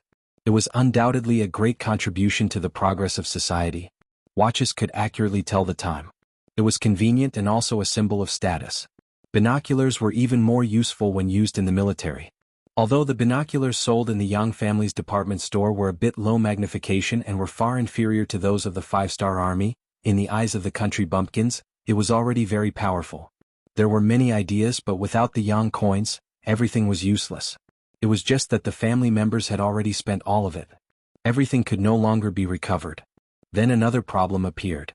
How could they obtain the Yang coins? After asking around, they found out that only officials had the opportunity to obtain Yang coins. They would be given a certain amount of Yang coins in their monthly salary. Yang coins couldn't be bought with silver. It was one of the most valuable currencies. Using the opportunity to inquire about the Yang coins, the salary system of Yangxia officials appeared in front of the Southern Ming officials. As they understood more, they couldn't help but sigh. As a Yangxia official, the salary was really high. Some people even calculated carefully. As a Yangxia official, their salary was actually 50 times that of a Southern Ming official. Although the Yangxia was very strict with the corruption of officials, there was basically no gray income. However, if one could live a good life just by relying on their salary, who would be willing to stretch their hands everywhere, cause countless troubles and be impeached all the time? Through the Yang coins, everyone had a better understanding of the Yangxia officials' salary system. This was the main reason why Yang Chendong gave them the Yang coins. As for some of the goods being bought by the Yangxia, Bugnam of Gojoseon didn't care. After all, It wouldn't be long before the Southern Ming Empire became a part of the Yangtze. So what if those things were passed on? Not only did the officials understand the origin and use of the Yang coins, but the family members also had a deeper understanding. Some people couldn't help but sigh. If I could become a Yangtze official, it would be a very happy thing. It was just a sigh. However, when the officials heard this sigh, they would be lying if they said that they weren't moved at all. Many people even started to consider whether it was possible to become a Yangtze official from the Southern Ming Empire. It was also at this time that Yu Qian and Xin Yu received Yang Qindong's instructions and unintentionally mentioned the 9 cabinet elders during the banquet. They specifically mentioned that there were only 5 cabinet elders. The remaining 4 spots were reserved for Southern Ming and Beiming officials. These people might be a bit bureaucratic, but it was undeniable that they had a lot of experience as an official. This was something that the new Yangtze officials couldn't compare to. When faced with a problem, experienced officials would often have a very gentle way to solve it. This was something that could be learned and used as a reference. The cabinet elders' empty spot was right there. They couldn't help but think about it. All of a sudden, a few officials became excited. However, they had been officials for many years and had seen and heard too many things. On the surface, they didn't show any abnormalities. However, once this kind of impatience appeared in their hearts, they couldn't suppress it. At this point, the various thoughts and opinions that needed to be forced onto the observer group were basically completed. At this time, the Southern Ming Emperor Zhu Qizhen sent someone to deliver a decree to the Yang family hotel. It was to summon the observer group back to the Southern Ming Empire. Once the decree was issued, although there was still a month before the observer group was allowed to stay in Crimson City for 2 months, everyone had to go back. No matter how much they loved Crimson City, they were still officials of the Southern Ming Empire. Yang Qindong naturally knew about Emperor Ying's decree. Looks like someone can't hold it in. After laughing, Yang Qindong looked at Yu Qian and Xin Yu, who came to report, "The 2 of you will be busy for a while. It is our wish to serve the king." Yu Qian and Xin Yu stood up and bowed. After the decree was issued, the observer group was only given 3 days to prepare. Some of the family members were naturally a bit noisy. Clearly they hadn't played enough. Or rather, there were still many places in Crimson City that they hadn't been to. They couldn't help but complain that the emperor was a bit unreasonable. As such, the officials were all trying their best to persuade them. At this time, Yu Qian and Xin Yu appeared in the Yang family hotel. Then the observer group officials were called away by them. They said it was to send them off, but everyone knew that there must be something to talk about. Not only were the ordinary officials of the observation group called away, but even high-ranking officials like Qin Sun and Wang Zuo were also invited to the palace by the Black Knights. Seeing the Black Cavalry eyeing them covetously, they were really worried that if they dared to refuse, what kind of serious consequences would there be? Just like that, 3 whole days passed. Not only did Yang Qindong, Yu Qian and Xin Yu act, but even the other 3 elders Luan Shaochen, Wu Qian and Long Tainan appeared in the Yang family hotel and invited the officials to a meal. All of a sudden, almost all of the officials who had reached the 4th rank and above were invited to the banquet. As for the content of the conversation, it was up to each person to decide. In reality, what Yang Qindong and the others talked about with the Southern Ming Empire officials wasn't a big matter. Sometimes it was just a small talk. For some officials, they didn't even make a wish to become an official. But was what they talked about that important? Chapter 1643. What was important was that they had talked about it. As long as the officials were talked about, they would be suspected when they returned to the Southern Ming Dynasty. It would be even more difficult for them to be put in an important position. How could Qin Sun and Wang Zuo not see the reason behind this? However, they had no other choice. In the territory of Chichen City, they did not dare to go against Yang Qindong's good intentions. Moreover, they also needed to find a way out for themselves. Although being able to go to the meeting did not mean that they would definitely join the Yangtze, at least they would not offend Bugnam of Gojoseon. Moreover, so many officials did not refuse, so why would they refuse? Wasn't this the same as digging their own graves? No one with political wisdom would do such a foolish thing. In the same small courtyard, Yang Lu was listening to Yang Ying's report. He was talking about the officials of the Southern Ming Dynasty's observation group being talked about. Master, as of now, all the officials of rank 4 and above in the observation group have been talked about. Yang Qindong has used almost all the officials of the City Lord's mansion and has already started to talk about the rank 5 officials. When Yang Ying said this, his face revealed an expression of admiration. At this moment, Yang Lu's face was also filled with admiration. He naturally saw through Yang Qindong's intentions.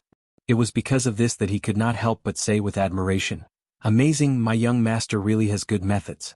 Presumably, Emperor Yingzong will have a headache and will not dare to put these people in important positions. This is equivalent to cutting off one of his own arms before the battle. Yang Ying also nodded and said, "That's right. If they don't dare to trust these people, then in a certain period of time, Yingzong will have no one to use.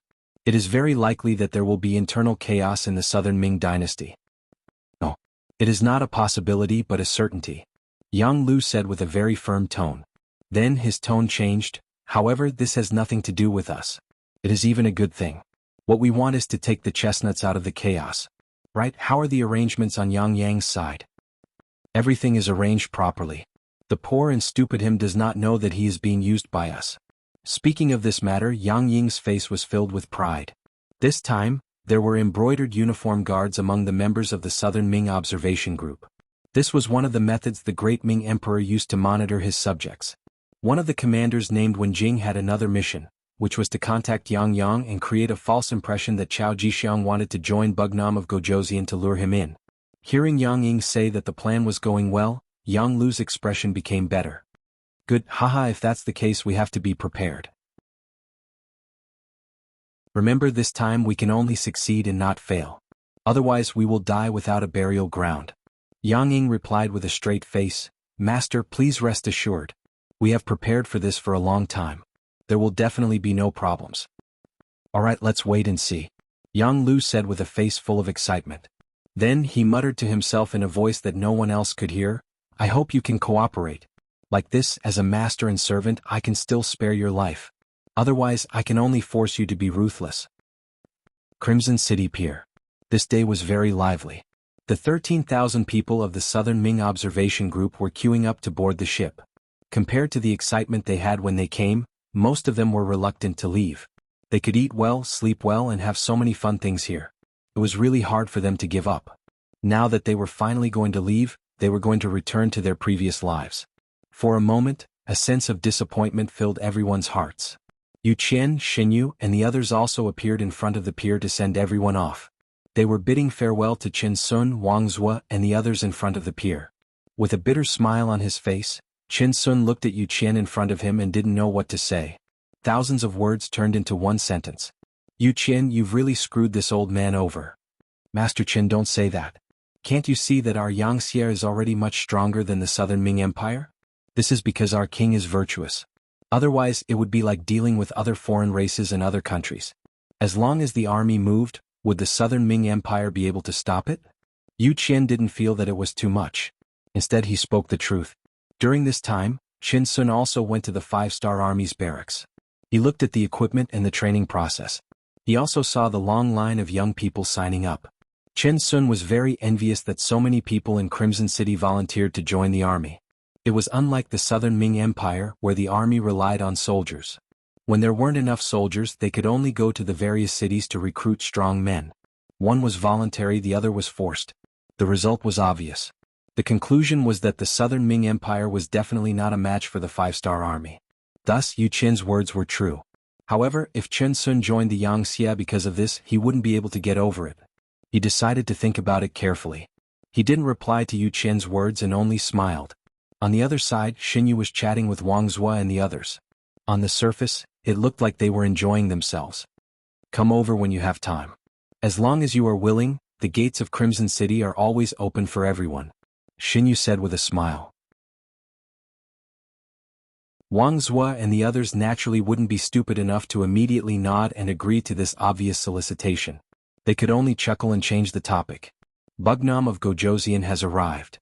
Just as everyone was waiting to board the ship, a group of majestic cavalry came from not far from the dock. Then Yang Qindong, who was wearing a golden cape, came from afar under the protection of the Black Knight Dragon Guards. "King is here."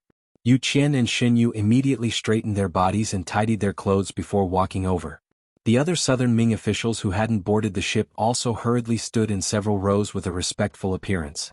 Soon, the cavalry arrived at the pier and Yu Qian took the initiative to say, "King, didn't you say you weren't coming?" "How could that be? They are the backbone of our Han people. If they want to leave, how can this king not send them off?"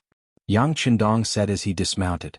Then, accompanied by Yu Qian, Xinyu and the others, he walked over to the group of Southern Ming officials and shook hands with them one by one.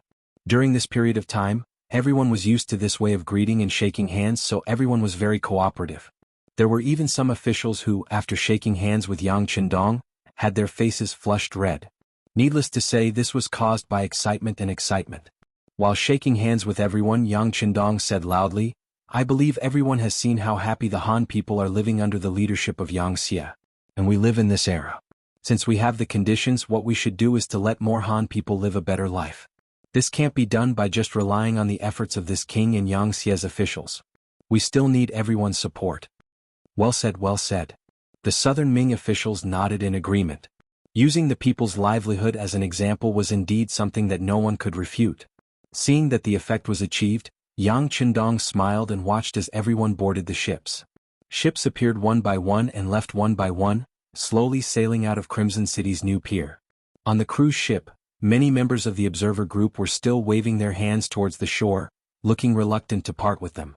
Wang Zhiqing and his sister Wang Shang also waved for a while. When they saw that the pier was far away, they casually found a place to rest in the ship's cabin. Then Wang Shang's pleasant voice sounded, "Crimson City is so good. It's 10,000 times better than our capital. I really don't know when we will be able to come back." After sighing, Wang Shang said to herself, "Brother, if grandfather comes to Yang Xie to be an official, do you think we can live here forever?" Wang Zhiqing, who was called by his sister, nodded perfunctorily. That's right.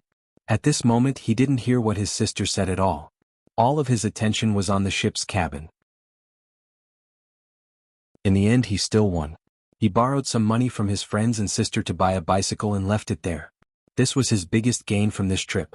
He even began to imagine what kind of commotion he would attract when he rode a bicycle through the streets of the capital, and how many envious gazes would look at him. One of the siblings was talking while the other was thinking about something. They didn't notice that not far from them, two embroidered uniform guards had already secretly recorded everything they said and how they behaved. It was written that Wang Shang had an incomparable love for Crimson City and wanted to persuade her grandfather, Wang Zhua, to be an official in Yang Xie. Her brother Wang Zhiqing was also thinking about the feasibility of this and nodded thoughtfully. Strictly speaking, the contents of the records didn't match up, because Wang Zhiqing didn't hear what his sister said at all. However, this wasn't important. What was important was what Emperor Ying would think when he saw these records, what kind of measures he would take, and what kind of commotion Wang Zhua and the entire Wang family would face. In front of the pier, the last ship had already left. Yang Qindong sighed and said, "Our actions this time will definitely make Emperor Ying unhappy. I'm afraid these officials will be in danger. How about this, you guys immediately come up with a plan. If there's danger, how to save them. When the time comes, the intelligence department will fully cooperate with you." Yu Qian and Xinyu, who were called out, also knew that this matter was of great importance. They immediately nodded and said, "Yes, Wang. We'll go back and come up with a plan." "Yes, you must do your best to perfect it. Don't be afraid of spending money. Many of these people have real talent. If they can join Yang Xie, it will be extremely beneficial for us to manage the entire Southern Ming dynasty in the future." "Yes, we're clear." Yu Qian and Xinyu gave their assurances again. Yang Qindong nodded in satisfaction and then left the pier with the black cavalry.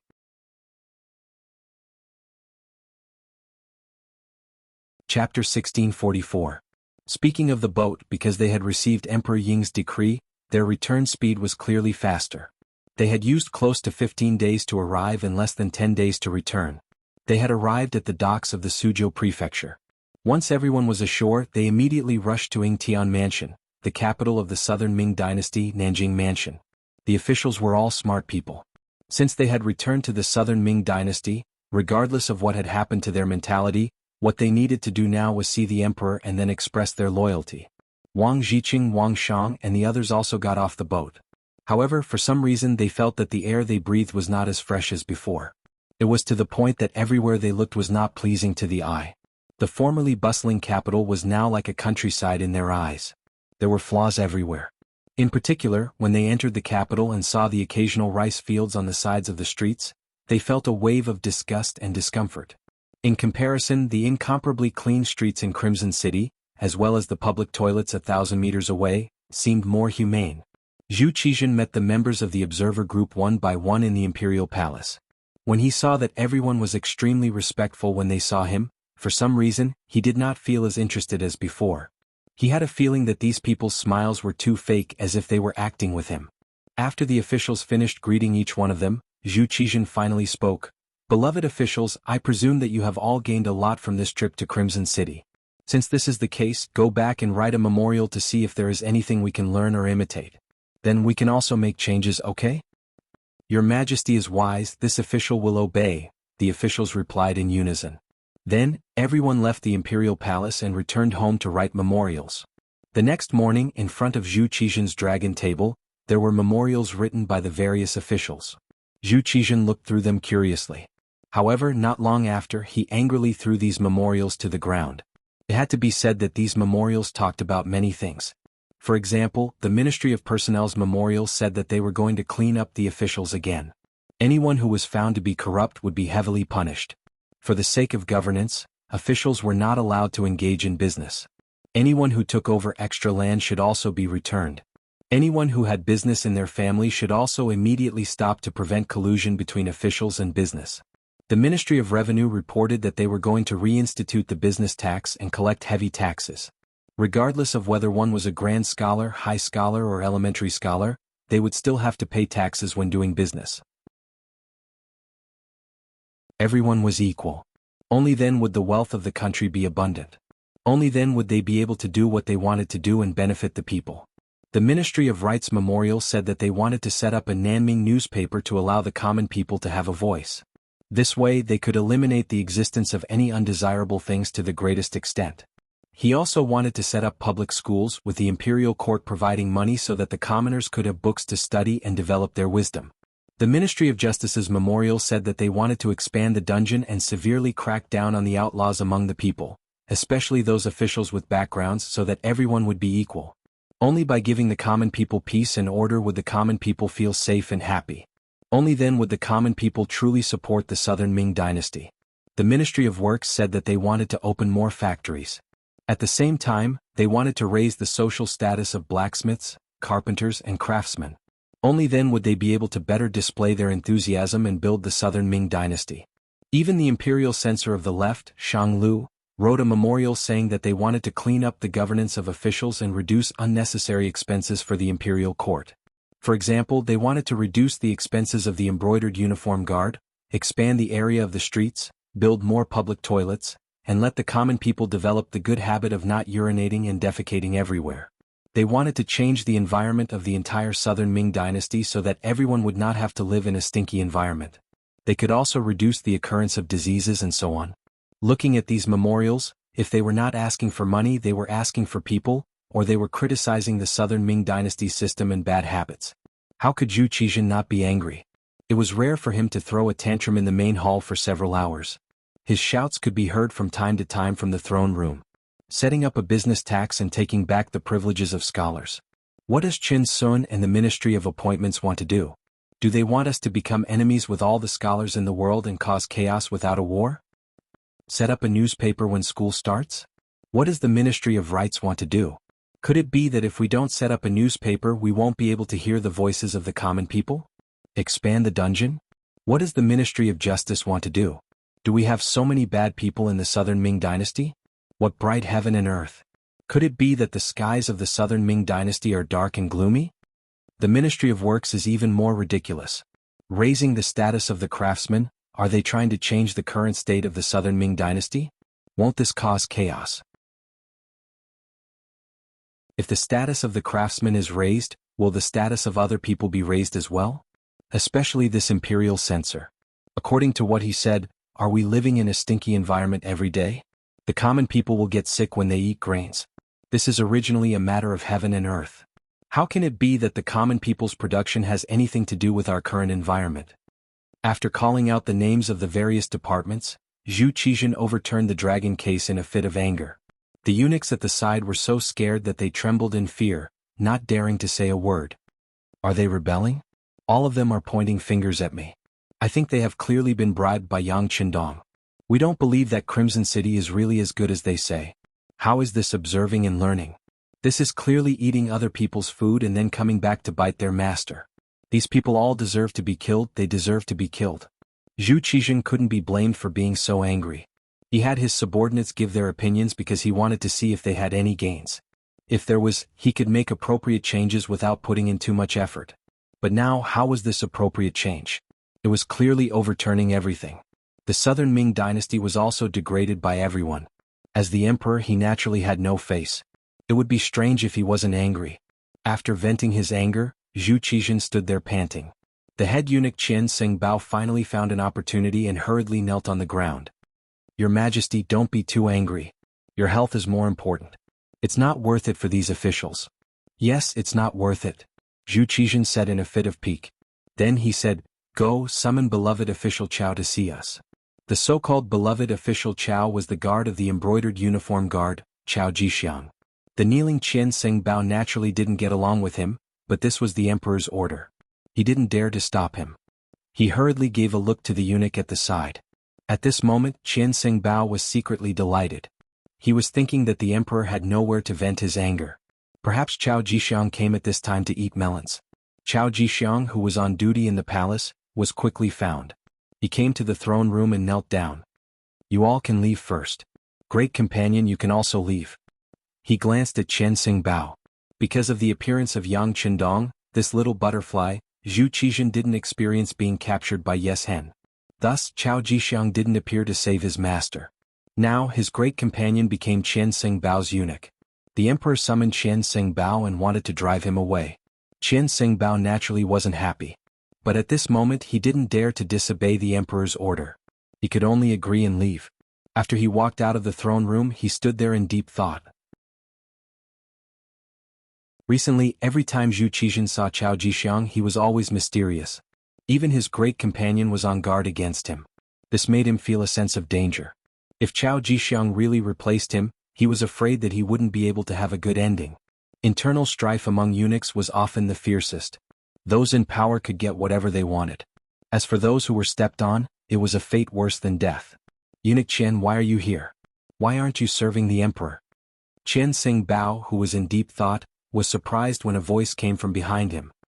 He looked in the direction of the voice and saw the head eunuch of the empress, Mao Mu. Although they were both head eunuchs, one served the empress while the other served the emperor. The difference in status was too great. Oh, so it's eunuch Mao. What's wrong?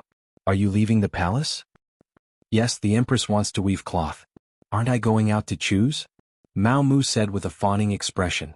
In the entire southern Ming eunuch group, although Mao Mu carried the identity of a head eunuch, his real power wasn't even in the top 10.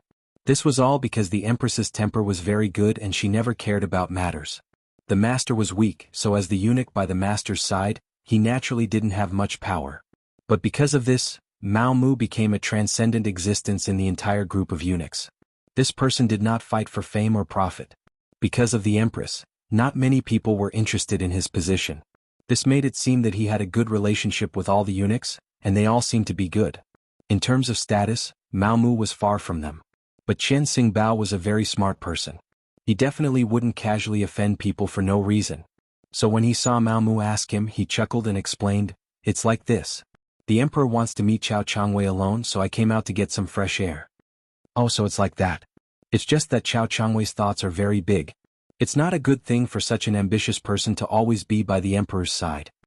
After Mao Mu heard this, he first had a shocked expression on his face. Then he seemed to say this very casually. Just as he finished speaking, Mao Mu quickly covered his mouth with his right hand with an embarrassed expression. Between eunuchs, unless there was a life-and-death feud, they wouldn't speak ill of each other in front of each other. That was the behavior of a vile person, and it was shameful. Normally, if Mao Mu said this, Qian Seng Bao would even reprimand him. After all, he was now the head of the group of eunuchs. He had the obligation to maintain the unity of the group of eunuchs, at least on the surface.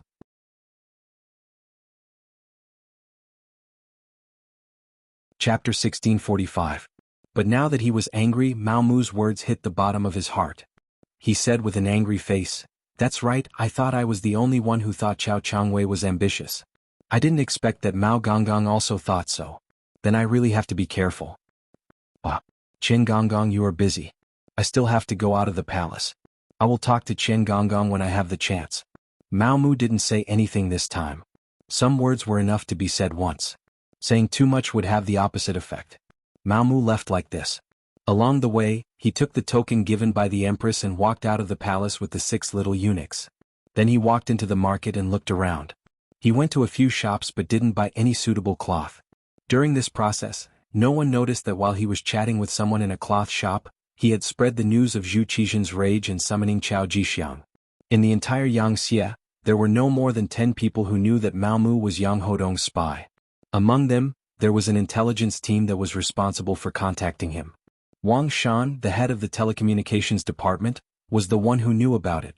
He was the one who reported everything directly to Yang Qindong. Even the head of the security bureau, Yang San, didn't know. Because of this, Mao Mu's safety was guaranteed. Even if Qiao Jixiang had joined forces with the Yangxia traitor, he still didn't know that Mao Mu was Yangxia's spy.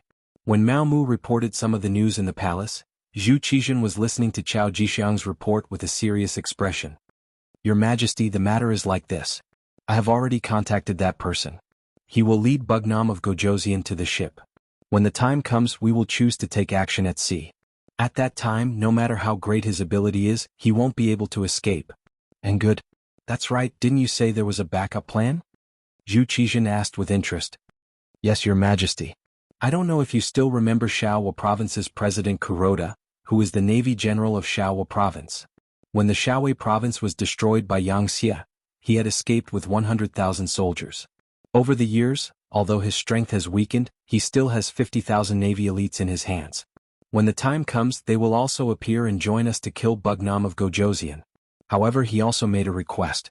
That was, if he wanted to reclaim the entire Shaohua Province, he needed the emperor to acknowledge their existence. There is also that Yang Lu. He wants to inherit the throne after Bugnam of Gojoseon's death, but he said that he will definitely obey the emperor's management.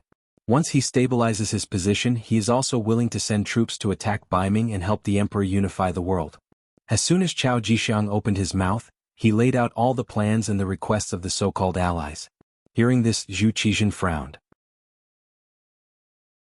After hesitating for about half an hour, Zhu Qizhen opened his mouth. We can agree to President Kuroda's request. Originally, we didn't need to pay too much attention to a small island country. But Yang Lu's request. Qiao Jixiang was the best at reading people's expressions. When he saw Zhu Qizhen's expression, he guessed something. He immediately said, Emperor, please rest assured. We can agree to his request first. After he stabilizes Yangxia and helps us deal with Baiming, we can find an opportunity to kill him. Yes, that's what I mean. Bugnam of Gojoseon's appearance has already caused chaos in the Great Ming Dynasty for so long. If he dies, there can't be any more chaos. We can't fall for the same thing twice. Zhu Qizhen said with a satisfied expression. Just like that, the two of them, Zhu Qizhen and Qiao Jixiang, began to perfect the plan. This conversation lasted for nearly 4 hours. In the end, Zhu Qizhen ordered someone to bring in the meal and even rewarded Qiao Jixiang to eat with him. This made Chen Senbao, who was waiting outside, very envious. At this time he felt that his position was in danger, but he didn't have any better ideas. Because he didn't know what Qiao Jixiang was doing next. In the palace of Qian City, the telecommunications director, Wang Shan, brought the telegram sent by Mao Mu to Yang Qindong. After reading the contents of the telegram, Yang Qindong thoughtfully asked, Did you bring the copy of the telegram from Director Yang San? Yes. Wang Shan also sent the copy of the telegram that he had prepared in advance to Yang Qindong. After staying by Yang Qindong's side for so many years, Wang Shan was also used to the way the young master worked.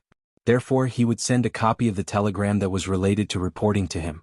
After receiving the telegram from Yang Qindong 2 days ago, Yang Qindong carefully read it again. Then he put his right hand on the table and tapped it thoughtfully. He seemed to be thinking about something. After about the time it took to drink a cup of tea, he asked, Did you find anything from the phone that I asked you to monitor? No, that phone is rarely used. Presumably, he also knows that some things are not safe to communicate through the phone.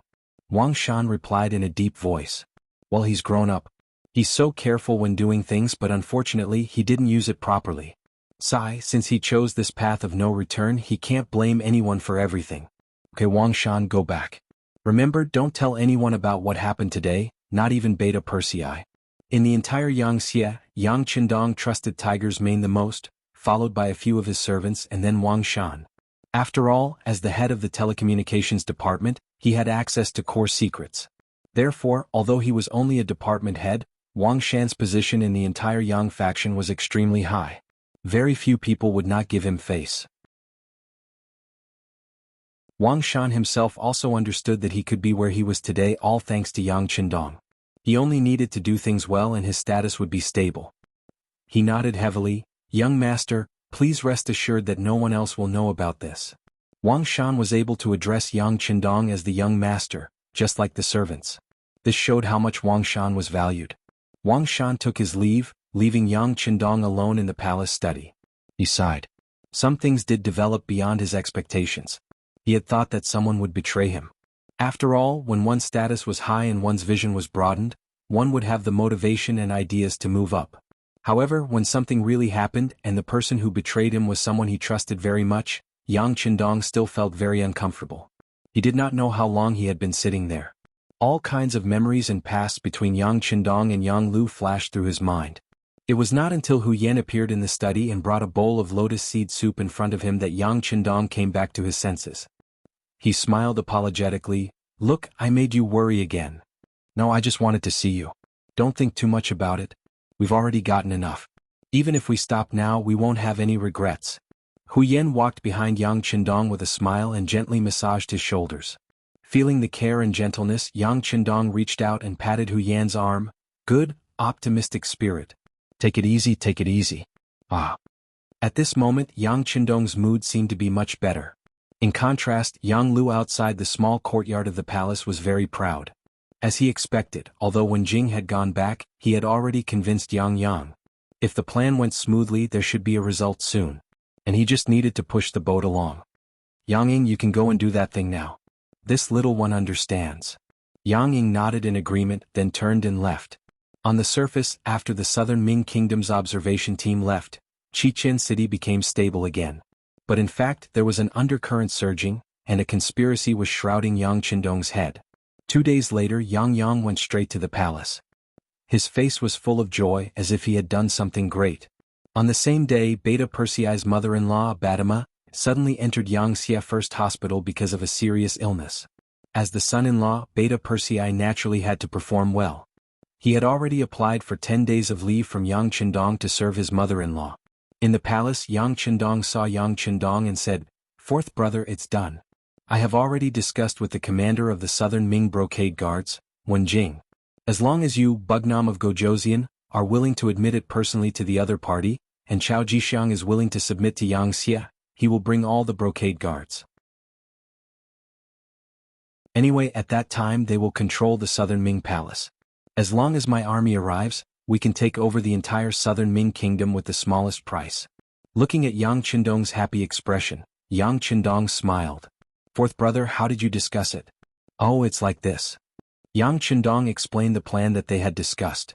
After an hour, Yang Qindong understood everything.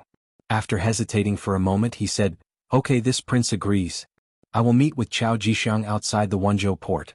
At that time, this prince will personally promise that as long as Chao Jixiang is willing to help me, Yangxia, not only will he not be punished, he will also be rewarded greatly." Yang Qindong was very happy when he saw that Yang Qindong had agreed. "That's great. However, fourth brother, you must remember that in order to prevent the news from leaking out, you must not bring too many troops. It will not be good if the news is leaked." "Is this fourth brother's idea or their idea?" Yang Qindong asked after hearing this. However, his heart was beating very fast because if this was his fourth brother's idea, then he could not help but suspect whether Yang was also involved. Fortunately, Yang quickly gave the answer. "Of course it is Chao Jixiang's idea. He is afraid that the news will be leaked. When that time comes, Yingzong will be prepared and he will not be able to complete his mission of controlling the imperial palace.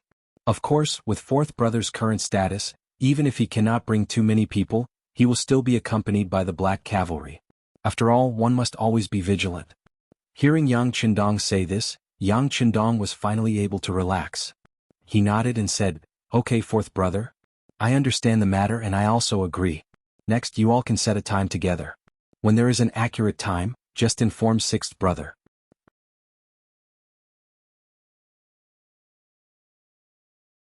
Chapter 1646.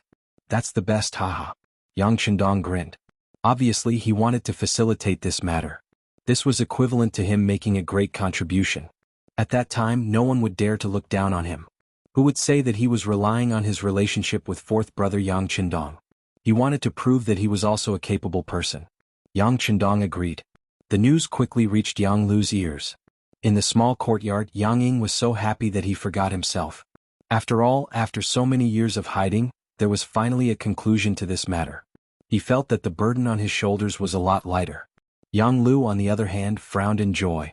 Yang Ying, why do you think he agreed so readily? Is there a trap in this? How can that be? Master has been hiding it very well. Besides, this matter was facilitated by Yang Yang. We didn't even show our faces.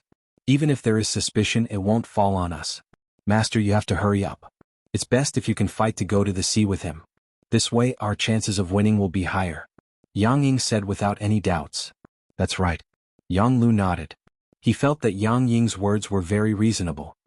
He immediately put down the doubts in his heart and said, this problem is not difficult. Right now, only Beta Persei Yang Wu and I are in Chichen City. Yang Wu has to guard the palace and keep an eye on the officials in Chichen City. Beta Persei also has to keep an eye on the hospital. With Yang Qindong's habit of sympathizing with his subordinates, he most likely won't bring him this time. So, other than me, who else is more suitable? After this analysis, Yang Ying also felt that this was the truth. He immediately said, then I have to congratulate Master. I'm afraid that it won't be long before this little one will call Master King. Haha, well said, well said. Yang Lu thought that the Southern Ming Emperor had promised him that once Yang Qindong died, he would inherit the position of Bugnam of Gojoseon. He immediately laughed happily. At this moment, Yang Qindong had already agreed to meet Chao Jixiang in private. The meeting at sea seemed fair to everyone, but Yang Qindong knew that there was a great conspiracy behind this seemingly fair meeting. If it was just him alone, he wouldn't be afraid of any conspiracy. It was still the same sentence, with Datsang in hand. As long as they didn't kill him immediately, it would be impossible for them to kill him. But this time he was not alone. There were many black cavalry following him. He could not leave his brothers to the side. That would be irresponsible. If he did not bring the black cavalry with him, it would definitely arouse suspicion. In this case, it was necessary to make some preparations in advance. So he went to the Navy headquarters. Deputy Commander Gao Xiong had already left with the Navy, and not long ago he sent a report of victory. In front of the leading ships of this world, whether it was speed or firepower, they were several times stronger than the other side. The expansion of the Navy can be said to be very smooth. With the cooperation of the Navy's Cold Vanguard Division, so far, they haven't encountered any difficult bones. Yang Qindong even knew that even in the future, when the Yangtze Navy enters the Western Europe, there won't be any decent opponents. At this time, the West was far from being as developed as the future. There were even many places that didn't have their own civilization, let alone technology. With this opportunity, Yangtze can really unify the West. Otherwise, once they really start to rise, even if they send several times more troops, it will be difficult to accomplish. It can be said that now is the best time. Yang Qindong came to the Navy headquarters. Of course, he didn't ask about the Navy's overseas expeditions. If there is any news, someone will report it to him. He came here to make some arrangements for the meeting with Chao Jixiang. Although Yang Qindong has already seen that this is a trap, he doesn't know how many people the other side has, how many preparations and how many people are involved. He didn't even let people inquire about it, fearing that it will alert the enemy. That is, Yang Qindong dared to take such a big risk without knowing anything. I'm afraid that if he said that he is second, no one would dare to say that he is first. This time he came to the Navy to make the corresponding arrangements. Although he doesn't know the other side's means, he should prepare something that can't be neglected.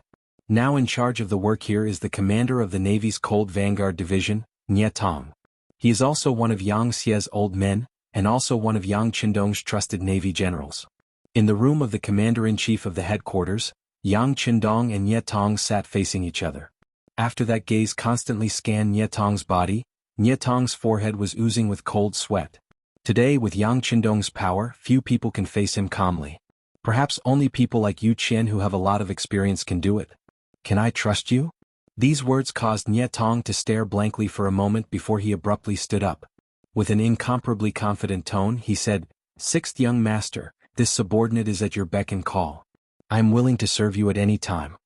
From the results of the investigation of the Intelligence Department, the Navy's department is still very pure. There is a war to fight, there is something to do, there is no time to think about other things. Coupled with the investigation of the intelligence department, Nye Tong has won his trust. Very good, Commander Nye. This king asks you, what is the largest speed of the warship in the Navy? The so-called speed refers to the speed of the ship at sea. About 1 knot is equal to nearly 2 kilometers. For example, the speed of the Ming Dynasty ships is about 5 or 6 knots, which is equivalent to about 10 to 12 kilometers per hour. For example, the speed of the later Liaoning warship is 29 knots, which is less than 60 kilometers per hour. Because the Yangtze Navy ships use steam cars, now the maximum speed can reach between 10 to 12 kilometers per hour. Just in terms of speed, it is twice the speed of the opponent. Reporting to the 6th Young Master, the Navy dock has 10 5th-level warships, 34th-level warships, hundreds of 3rd-level warships, and other 2nd-level and 1st-level warships. The 3rd-level and above warships have reached a speed of more than 10 knots. In these years, the Navy's warships have been developed. In the past, only the commander-level commanders can command 5th-level warships. Because of the emergence of 6th-level warships, now it has become the division's exclusive use. And so on, the Navy has become many times stronger than before. Good. Hearing that there are so many powerful ships, Yang Qindong is very satisfied. He decided to use all of the 3rd-level and above warships. Although it seems a bit exaggerated, one of Yang Qindong's rules of conduct has always been to not do anything. Besides, this time there is still a naval battle to fight. No one knows what Yang Qindong and Nye Tong talked about in the end. Everyone only knows that for more than an hour, the door of the room was not opened. In the end, Yang Qindong left with satisfaction. The Navy dock is a first-class military secret location. Without permission, even the Yang family servants have no way to get close. Based on this point, this trump card has become a secret, and there is no need to worry about it being known by others. The only one who really knows the plan is Nye Tong. The other members of the entourage only know that there is a sea mission. As for where they are going and what they are going to do, it will only be revealed at the last moment.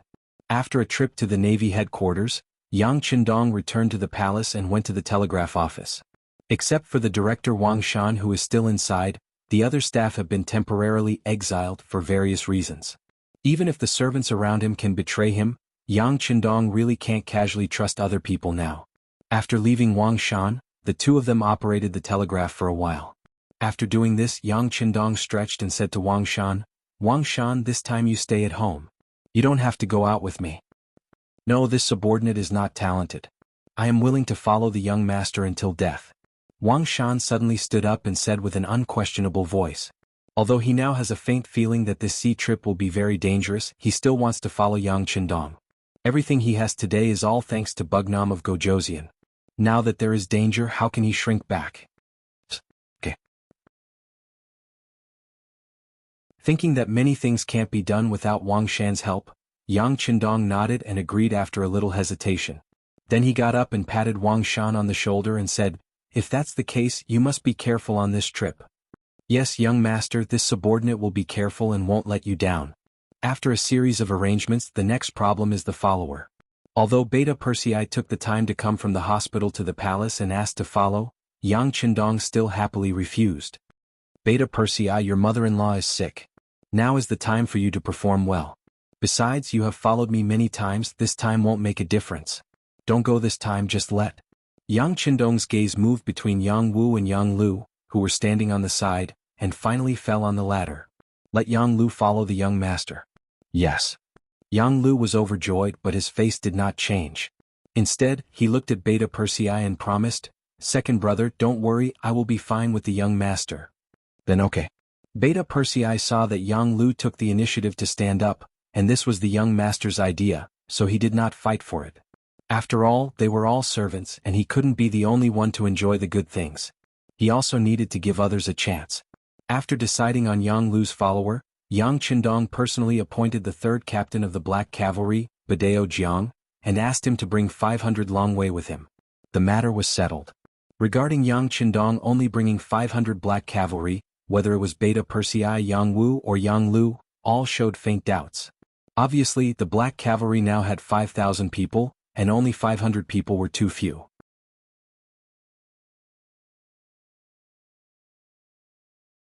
Chapter 1647. Quite a lot.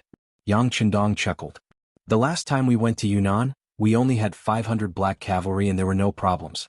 Not to mention that this time, other than the Black Cavalry, we also have the Cold Vanguard Army. Oh right, Yang Lu, go back to the Navy headquarters and look for Commander Nye Tong to see who is suitable to accompany us. We don't need too many people, just a battalion of 500 people will do. Yang Lu, who was called out, was very excited and quickly agreed. He did not expect that Yang Qindong would value and trust him so much. At this time his mentality was shaken. Is it really good for him to go against his master who trusts him so much? Yang Lu did not immediately go to the Navy headquarters.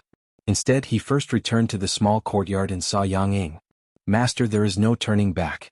Now that your matter has been revealed to the Emperor of the Southern Ming Empire, it is impossible to stop even if you want to. Besides, Yang Qindong has no one by his side right now, so he thought of you. Once the problem with Beta Persei is solved, I'm afraid he will kick you aside. Do you want to endure it again? As the person Chao Jixiang sent to Yang Lu's side, Yang Ying naturally would not allow things to stop halfway. Hearing these words, Yang Lu nodded continuously. He just could not bear it. In fact, he did not have the intention to stop the plan. Otherwise, he would not have discussed it with Yang Ying and would have directly confessed to Yang Qindong. Now that he got the answer he wanted, he nodded vigorously and said, "That's right, this is my opportunity. I must grasp it." In the Navy headquarters, Yang Lu's figure appeared. Commander Nye Tong, who had already received the news, was personally accompanying him. Then a battalion commander called Wang Nanhu was called. No one knew that Wang Nanhu had already been bribed by Yang Lu. This was also an accident. When Yang Lu was still managing the intelligence agency in the Southern Ming Empire, he received news about Wang Nanhu. This person was actually an early spy that the Southern Ming Brocade Guard had sent to Crimson City. However, what was unexpected was that ever since Wang Nanhu entered Crimson City in Cold Front, his attitude changed rapidly. He actually took the initiative to cut off all ties with the Southern Ming Empire and changed his name from Wang Hunan to Wang Nanhu. Even though there was only a difference of one word, it was very difficult for the Southern Ming Empire's embroidered uniform guard to find someone. The defensive measures of Crimson City were simply too strict. Who knew how many spies had been sent out over the years, but all of them either went missing or were captured and killed. If Chao Jixiang and Yang Xie hadn't started working together and provided this list, Wang Nanhu might have hidden for the rest of his life and become a real Yang Xie. Wang Nanhu was not the only one on the list. There were many others. However, most of them could no longer be found, or it could be said that they had hidden themselves very well. On the other hand, Wang Nanhu, whose name was reversed, was too easy to recognize, which was why Yang Lu had discovered him. It was because of this that Yang Lu named Wang Nanhu. Nye Tong had already received Yang Qindong's secret order to fully cooperate with Yang Lu's actions. Of course he wouldn't stop him and agreed. After that, Wang Nanhu went to Yang Lu's small courtyard to report. Wang Nanhu didn't know that his identity had been exposed. Over the years, he had even forgotten that he was a spy of the Southern Ming Empire's embroidered uniform guard. It was because he had been very happy over the years in Crimson City. This was because he had confirmed the strength of the Yang Xie. He was also certain that only the Yang Xie could truly let the Han people live a luxurious life without worrying about food or clothing. Over the years, Wang Nanhu had also done his best to integrate himself into this life. Because of his efforts, he had now become a battalion commander of the Navy's Cold Front. It could be imagined that his future was bright and promising. When he came to the small courtyard with this thought, he first saw Yang Lu sitting on the chair. He knew that this was one of Bugnam of Gojoseon's most trusted servants. He immediately gave a military salute and said with an excited tone, "The Navy's Cold Front's 1st Army's 1st Division's 3rd Regiment's 2nd Battalion Commander Wang Nanhu has come to report. Leader, please ask for instructions." Your spirit is not bad." Looking at Wang Nanhu, who was standing there like a pine tree, Yang Lu chuckled. This was considered a compliment. Wang Nanhu, who was in his 30s, also laughed embarrassedly. But Yang Lu's next words made him suddenly feel as if he had fallen from heaven to hell. His whole body was covered in a layer of cold sweat. "But I don't know, seeing you like this, what will Chao Jixiang's guild think?" Yang Lu, who seemed to say this casually, stared at Wang Nanhu without turning his gaze away. Like a thunderclap in his mind, Wang Nanhu suddenly realized that he once had another identity, a secret agent of the Southern Ming Empire's embroidered uniform guard. At this moment, the past flashed through his mind like a movie, causing his face to turn red and white. Wang Nanhu was still struggling as his expression kept changing. He was betting that Yang Lu was trying to trick him. Perhaps this was a test before he was given a mission. Therefore he tried his best to calm himself down. Then he chuckled and said, Chief, what are you talking about? This subordinate doesn't understand. Seeing that Wang Nanhu was still struggling, Yang Lu laughed and said, Is that so? That's right, Wang Nanhu can't understand, but Wang Hunan should be able to, right? Boom. Another thunderclap flashed through his mind. At this moment, Wang Nanhu no longer had any illusions. Even his real name was found out. This was no longer a coincidence. The other party already knew his true identity. Since the other party already knew, Wang Nanhu didn't deny it. Instead, he looked around and thought that there must be soldiers lying in ambush. He should be taken down soon. Alright, there's no need to look around. There's no ambush. I'm the only one who knows your current identity. Of course, Yang Lu could tell what Wang Nanhu was thinking. He smiled casually and threw another bomb. Wang Nanhu, I know that you really want to cut ties with the Southern Ming Empire, so I can give you a chance. Not only will your identity not be known by others, but you can also be a true Yangxie from now on. No one can talk about your past. What do you need me to do? Wang Nanhu's eyes were filled with hope again. You don't need to know now. When I need you, you just need to do as I say. Don't tell me you still don't trust me? Yang Lu's tone was profound. Alright, then I'll listen to your orders. Wang Nanhu agreed because he knew Yang Lu's identity. He really hoped that his relationship with the Southern Ming Empire could be severed. Now that the opportunity was in front of him, he naturally had to seize it. Very good. Seeing that Wang Nanhu agreed, Beta Persei finally had a smile on his face. Next, gather your battalion and prepare to follow Bugnam of Gojoseon to carry out missions. Remember, you have to listen to my orders. You only have one chance to perform. If you don't seize it, don't blame others. Please don't worry, Chief. I will definitely seize the opportunity. Wang Nanhu said without hesitation. In the Imperial Palace of Crimson City, Yang Qindong appointed a commander named Wang Nanhu. When Yang Qindong heard this, he didn't say anything. He didn't even send people to investigate. He wanted to see how Yang Lu, whom he had groomed, was going to deal with him. And just in case, after all, there was no absolute victory or defeat in war, so using the remaining 3 days, Yang Qindong separately found the deputy commander of the army, Lung Song, and the commander of the navy, Nye Tong, and announced the establishment of the military committee to them. The military committee, also known as the military committee, was equivalent to the cabinet of the civil officials. The members were initially decided to be 5 people. They were responsible for military affairs. The person directly in charge was himself, and the second in charge was Crown Prince Yang Bo. In other words, if something happened to him, or if something urgent happened and he couldn't be contacted, Yang Bo would be in charge of military affairs. At that time, even the cabinet had no right to interfere with military affairs. When Yang Qindong took Yang Bo's hand and announced in the army headquarters, the first batch of military committee members were Tiger's Mane, Lung Song, Gao Xiong, Tianyu, and Tianhu. Deputy Commander Lung Song then sent Yang Qindong and his son out of the army headquarters. When the two of them arrived at the main street, Yang Bo said thoughtfully, "Father, are you leaving Crimson City again?" "Yes." Yang Qindong didn't intend to hide it from Yang Bo. As his eldest son grew up, there were some things he needed to know. "Father, is it very dangerous this time?" Yang Bo raised his head. His voice was still a little immature as he looked at Yang Qindong and asked again.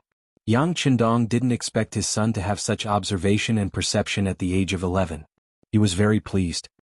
"Yes, it is a little dangerous, but fortunately, everything is under father's control."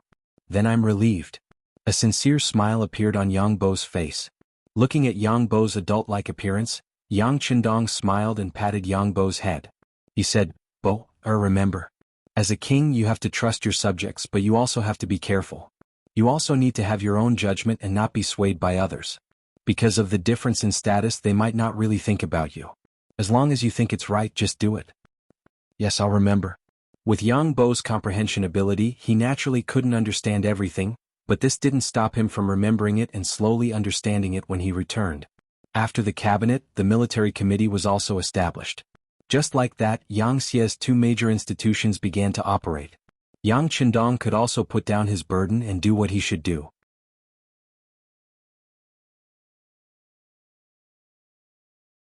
Chapter 1648. On the morning of the 3rd day, Yang Qindong told Hu Yen and the others that he needed to go out and would be back in a few days. Then he walked out of the palace with firm steps facing the rising sun. Outside the palace, Ba Daojiang and the 500 black cavalry were already in formation, waiting for orders to set off at any time. According to fourth brother Yang Yang, this meeting with Chao Jixiang was a very secret matter, so they couldn't let more people know about it in case the news was leaked. So Yang Qindong really didn't tell anyone. Of course, this wasn't because he believed these words, but because he didn't need to let others worry. On the new pier of Crimson City, Yang Yang and Yang Lu were already waiting. Battalion Commander Wang Nanhu was also waiting with 500 cold vanguard soldiers armed with live ammunition. Fourth brother. Young master. Greetings Wu King Nan. All sorts of greetings followed. Yang Qindong's expression was calm as he looked at Yang Lu and asked, "Is everything ready?" "Young master, everything is ready. We can set off at any time." Yang Lu suppressed the excitement in his heart. "Good, then let's set off." Yang Qindong nodded and walked towards the nearest Class 5 warship. This time, in order to not attract attention, Yang Lu didn't bring a Class 6 warship. Instead, he chose the Class 5 warship in front of him. Soon, the black cavalry boarded one by one. Then, the ropes were retracted and the 3 warships left the pier. At this time, at the pier, Nye Tong was leading the 1st, 2nd, and 3rd regiments of the 1st Division. Because outsiders were forbidden from approaching the pier, no one knew that they had left. In addition, the 4th Regiment was left behind to guard the pier. From the outside, it didn't look any different from before. On the sea, a total of 3 Class 5 warships were heading towards Fuzhou from Crimson City. At the harbor built by the Yang faction in Fuzhou, Chao Jixiang, dressed in casual clothes, walked into a medium-sized ship. The embroidered uniform guards who had long since taken control of everything on the ship also set sail, heading towards Crimson City. Behind their ship, 2 ships that looked like fishing boats were tailing them.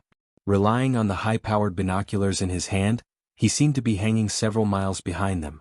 Because the distance was too far, it did not attract Chao Jixiang's attention.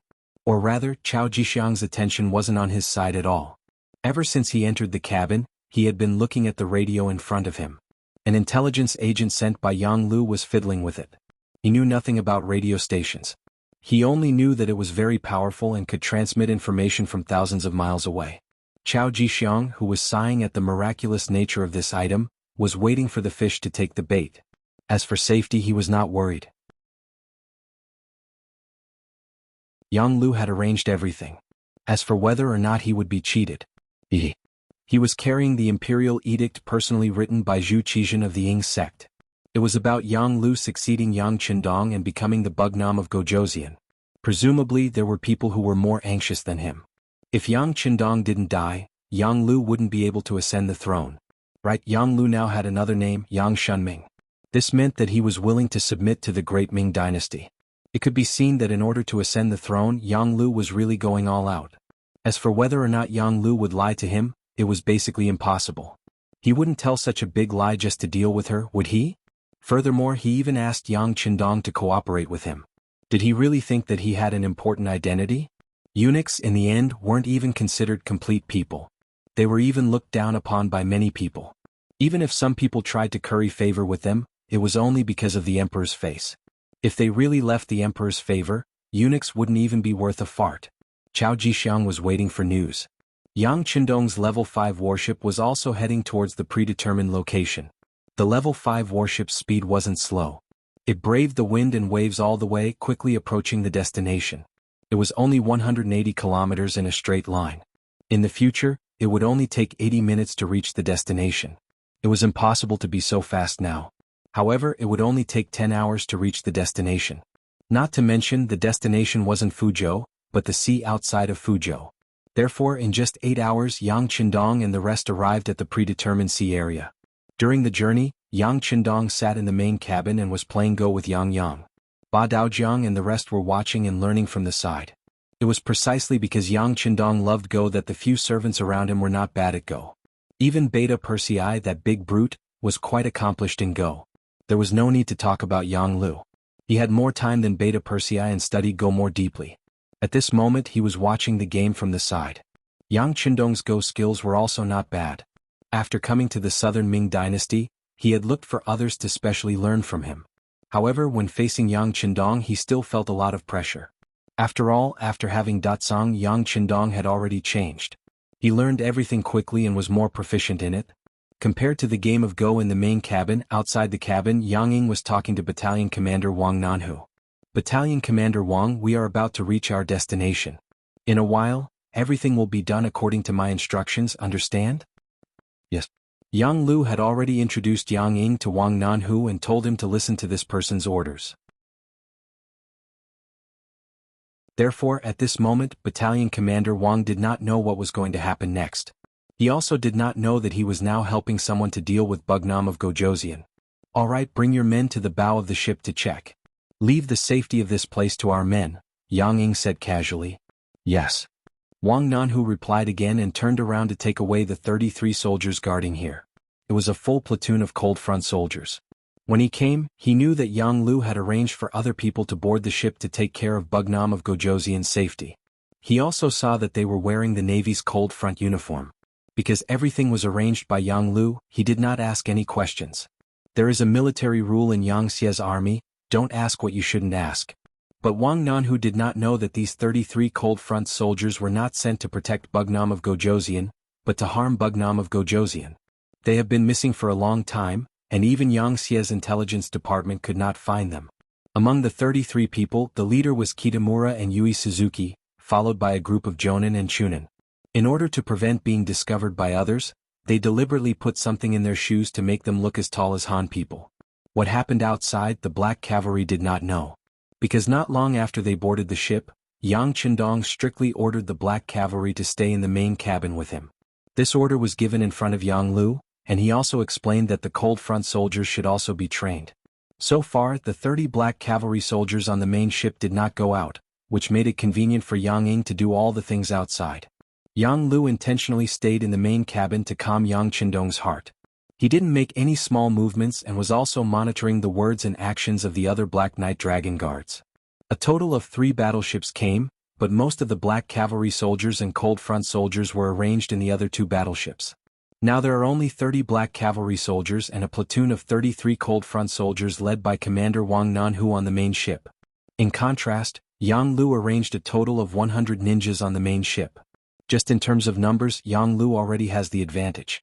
The cautious Yang Lu did not act immediately, he knew the strength of the Black Cavalry, and the Cold Front soldiers were just temporarily kept in the dark. Once they know what happened, they will immediately become his opponents. Without full confidence, he will not act immediately. Yang Chendong seemed to be completely unaware of what was happening outside. He was still playing Go with his 4th brother Yang Yang. In the end he won 3 games. This is already giving a lot of face to his 4th brother. Yang Yang also knew what was going on, he couldn't help but laugh. 6th brother, your 4th brother is not your opponent, you are still the best.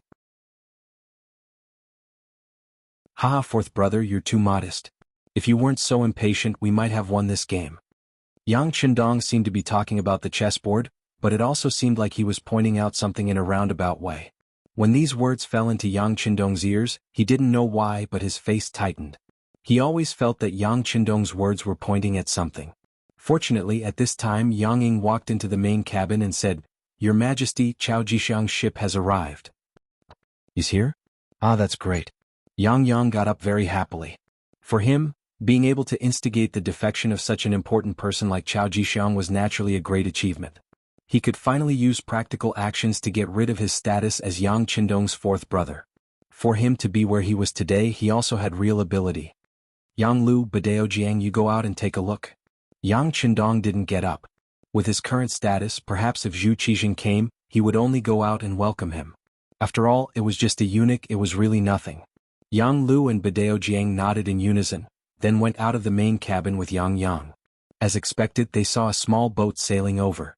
In the distance, Chao Jixiang, who was wearing clothes embroidered with fierce dragons, appeared in front of them under the protection of more than 10 imperial guards with embroidered spring sabers at their waists. That's right, it is Master Chao. When he saw the person, Yang Yang's smile grew wider. Although Badao Jiang had never seen the real person, he had seen many portraits in the past. In addition, Yang Yang had verified the identity of the other party, so of course he didn't suspect anything. He nodded, then turned to enter the cabin and said, "6th young master, it is Chao Jixiang. Let's go on board to discuss." Yang Chendong nodded, his expression didn't change at all. But if one looked carefully, one would be able to see that he seemed to have sighed softly, but no one knew what it was. That was a pity.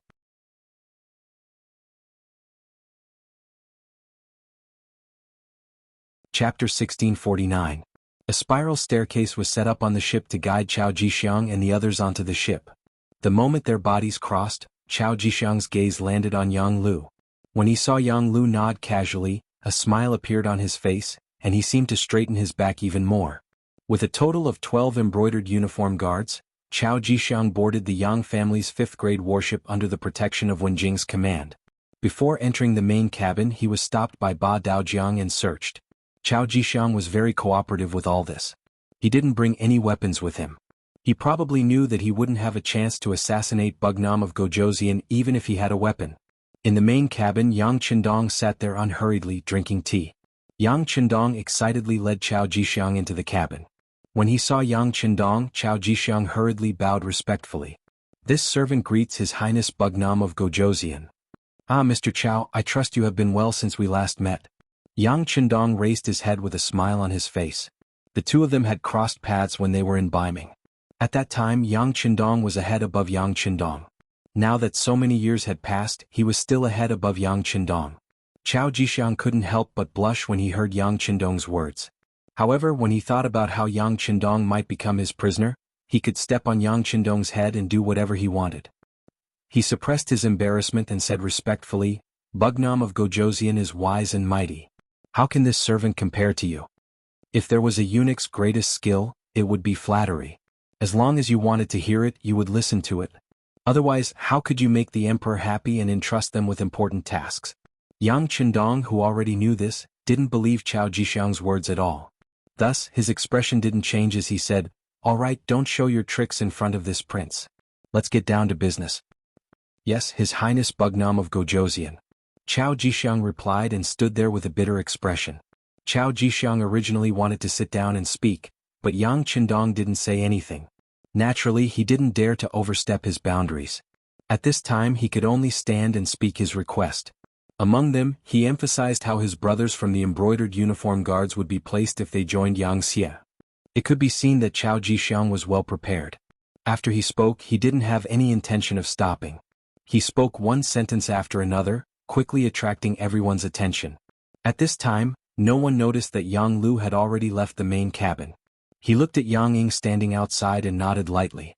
Then he returned to the main cabin as if nothing had happened. After receiving the signal, Yang Ying immediately waved at Bei Muraku and Yu Suzuki, who were standing outside the main cabin. The two figures quickly left. After a dozen breaths of time, a fragrance drifted with the wind and enveloped the Class 5 warship. All of this was done unknowingly without attracting anyone's attention. In the main cabin, Chao Jixiang hurriedly spoke for nearly half an hour. Finally, he said, "All embroidered uniform guards will replace the Black Cavalry and be responsible for Bugnam of Gojoseon's safety. Bugnam of Gojoseon will be under the protection of our embroidered uniform guards and head to Baiming to ask for forgiveness from the emperor." Everything was fine before, and Chao Jixiang's attitude was also very humble. However, all of a sudden the topic changed, causing everyone to be shocked. Especially Yang Yang, who was the middleman. His expression changed greatly. He looked at Chao Jixiang and said, "Master Chao, what are you talking about? Are you crazy?" "Crazy? Aha, you're the ones who are crazy. As subjects of the great Ming Dynasty, you don't want to serve the emperor. You actually want to rebel and change the dynasty. You need to have the ability to do so. Now that I am here, you should quickly surrender without a fight." Chao Jixiang's previous submissive attitude was replaced by a maniacal laugh. "You're courting death." Ba Daojiang saw that someone was being impudent in front of the 6th young master. How could he let it go? He immediately reached for his waist and pulled out his blade. Then a loud bang sounded, causing everyone in the main cabin to be shocked. For some reason, Ba Daojiang fell to the ground. His entire body was as soft as noodles. No matter how hard he tried, he couldn't muster up any strength. The sudden change caused the other Black Cavalry soldiers to turn pale with fright. They immediately pulled out their blades. As they exerted their strength, the figures fell to the ground one by one. Needless to say, the situation at this moment was no different from Ba Daojiang's. "What's going on? Guards, come and protect the emperor." Everything in front of him shocked Yang Yang. When he came back to his senses, he immediately shouted. Then the sound of footsteps came from outside the main cabin.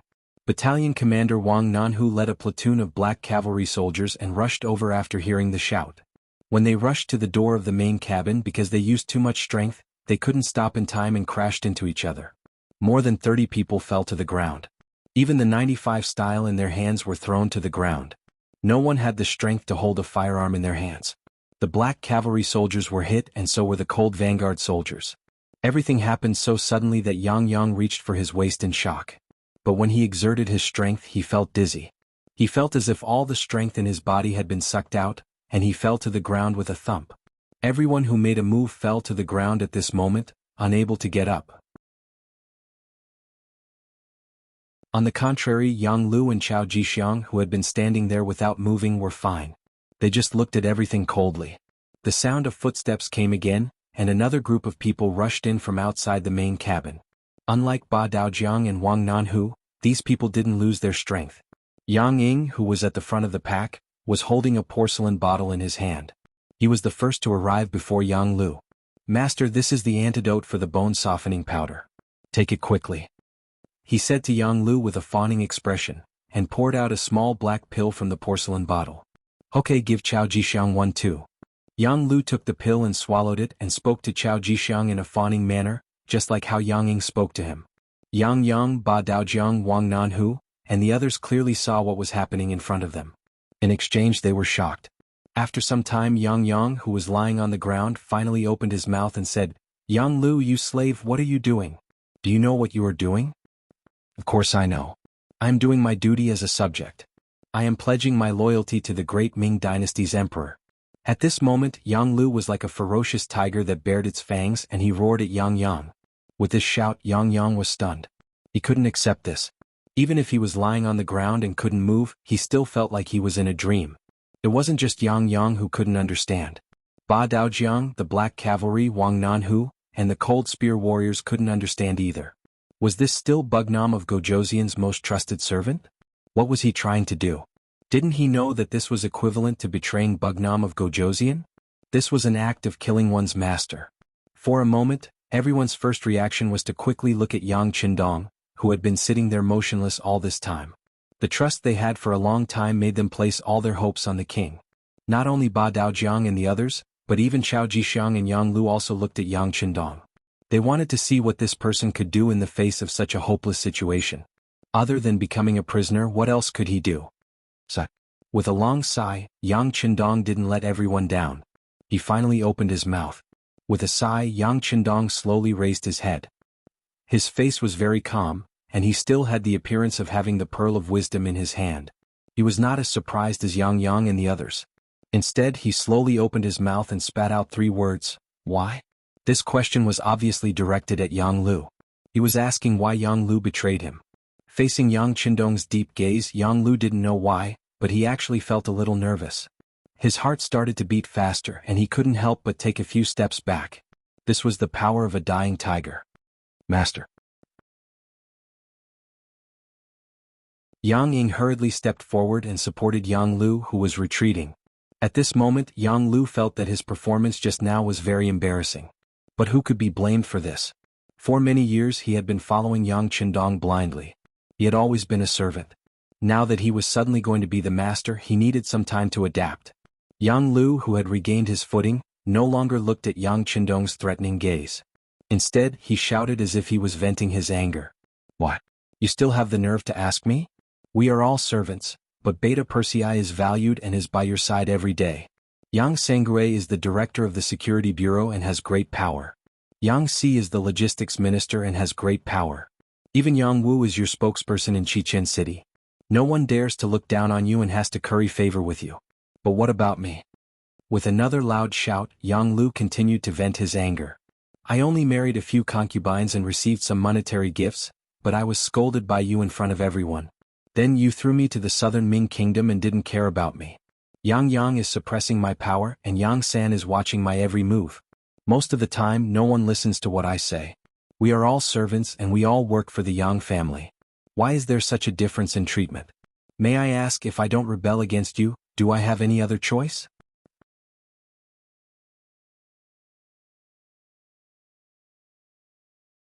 Chapter 1650. Under the loud roar, Yang Lu seemed to feel better. He then said, "I know that you must think that I am useless, but that is only because you have not seen my ability. Now, the Southern Ming Emperor thinks highly of me and is willing to make me the new Bugnam of Gojoseon. As the saying goes, a gentleman will die for his friends. If you were me, what would you do? This sentence was not only directed at Yang Chendong, but also at Yang Yang and the others. It was as if he was trying to absolve himself. When a person chose the path of betrayal, it was impossible to say that his heart did not suffer. Thus, they needed to find a reasonable excuse for themselves. This way their conscience would at least feel better. Yang Lu was currently looking for an excuse for himself. Moreover, he was saying it in a dignified manner. As for whether or not he could convince others, he did not know. However, after saying this, his heart felt much better. After Yang Lu shouted, Chao Jixiang immediately said, "That's right. Yang Shunming abandoned the dark for the light and placed righteousness before family. He is a model of a loyal official. For this, the emperor has already issued an imperial edict. He ordered us to capture the traitor Yang Chendong and appoint him as the new Bugnam of Gojoseon to command all matters big and small in Yangxia." Using this opportunity, a golden imperial edict appeared in Chao Jixiang's right hand. He took it out and read in front of everyone, "By the will of the heavens, the emperor decrees." The following content was exactly what Chao Jixiang had said. At this moment, Yang Yang, Ba Dao Jiang, and the Black Cavalry all looked at Yang Lu, who was kneeling on the ground to receive the imperial edict, with eyes that could kill. It is still the same sentence. If looks could kill, Yang Lu would have been cut into pieces. Minister Yang Shunming thanks the emperor for his grace. Long live the emperor. After Chao Jixiang finished reading, Yang Lu stretched out his hands to receive the imperial edict. Then he kowtowed 3 times to the ground. At this moment, he vividly displayed the image of a servant. "Bugnam of Gojoseon, please rise." Chao Jixiang quickly helped Yang Lu up with both hands. "Many thanks, Mr. Chao." Yang Lu also repeatedly expressed his gratitude. The two of them displayed an expression of mutual appreciation. "Good, congratulations master, congratulations master." Yang Ying, who was standing at the side, also began to flatter Lin Fan. As Yang Luqing worked for Bugnam of Gojoseon, it was obvious that his status would rise as well. By then he would be able to do whatever he wanted in Yangxia. In the face of Yang Ying's congratulations, Yang Lu was naturally overjoyed and in high spirits. Just now he had said a few words to express his excitement. A voice suddenly interrupted him. "How unexpected, even the name has been changed. Yang Shunming, hee, not bad. Looks like you're really made to be a servant." Needless to say, only Yang Chendong could make such a sound. If it was in the past, Yang Lu would have been scared out of his wits when he heard this voice. However, at this moment, with the imperial edict in his hand, it was as if he had really become Bugnam of Gojoseon. At this moment there was not the slightest bit of fear. On the contrary, when he looked at Yang Chendong who was seated there, he coldly snorted and said, "You're just a defeated general, do you have any objections?" "Let's not talk about whether I have any objections. However, have you ever thought that with just one imperial edict from Zhu Qizhen, do you think the officials of Yangxia will recognize it and agree to it?"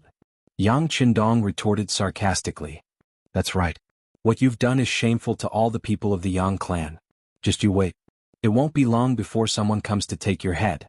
You'll die without a burial ground." Jiang Baoqiang roared with all his might. Seeing that someone still dared to threaten him at this time, Yang Lu couldn't help but laugh loudly. He didn't seem to be angry at all. It was clear that he had already considered this matter. With a wave of his hand, Yang Ying received a radio from the ninja beside him and respectfully handed it to Yang Lu. After receiving the radio, Yang Lu skillfully turned it on and then began to broadcast the contents of the telegram in front of everyone. As he spoke, he also narrated the contents of the telegram. "Yang Chendong has already been captured by the Southern Ming's embroidered uniform guards outside of Fuzhou Harbor. Anyone who receives this telegram is to submit a form of surrender to the Southern Ming Empire within 3 to 30 days. This way you and your family will be safe. The emperor feels that everyone is working hard for the glory of the great Ming Empire and has only been deceived by vile people. Those who surrender are allowed to bring all their family assets and move to the capital of the Southern Ming Empire. Those who do not surrender within the time limit will be regarded as traitors of the Southern Ming Empire and can be killed by anyone. At the same time, Yang Chendong Ding Lu of the family of the guilty official Yang Chendong will be appointed as the new Bugnam of Gojoseon, commanding all of the troops under Yang Xia.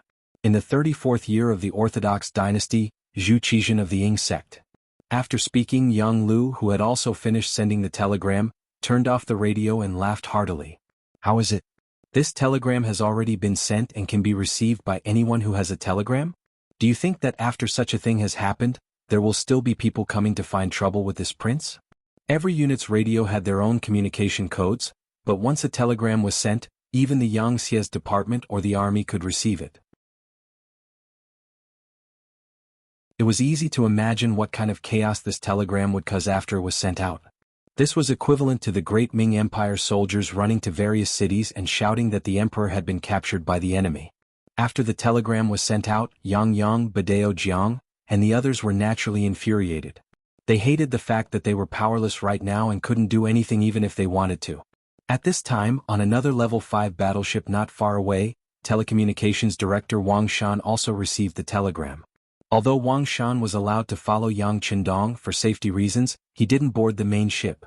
Wang Shan also knew that this was the biggest concession the sixth young master could make.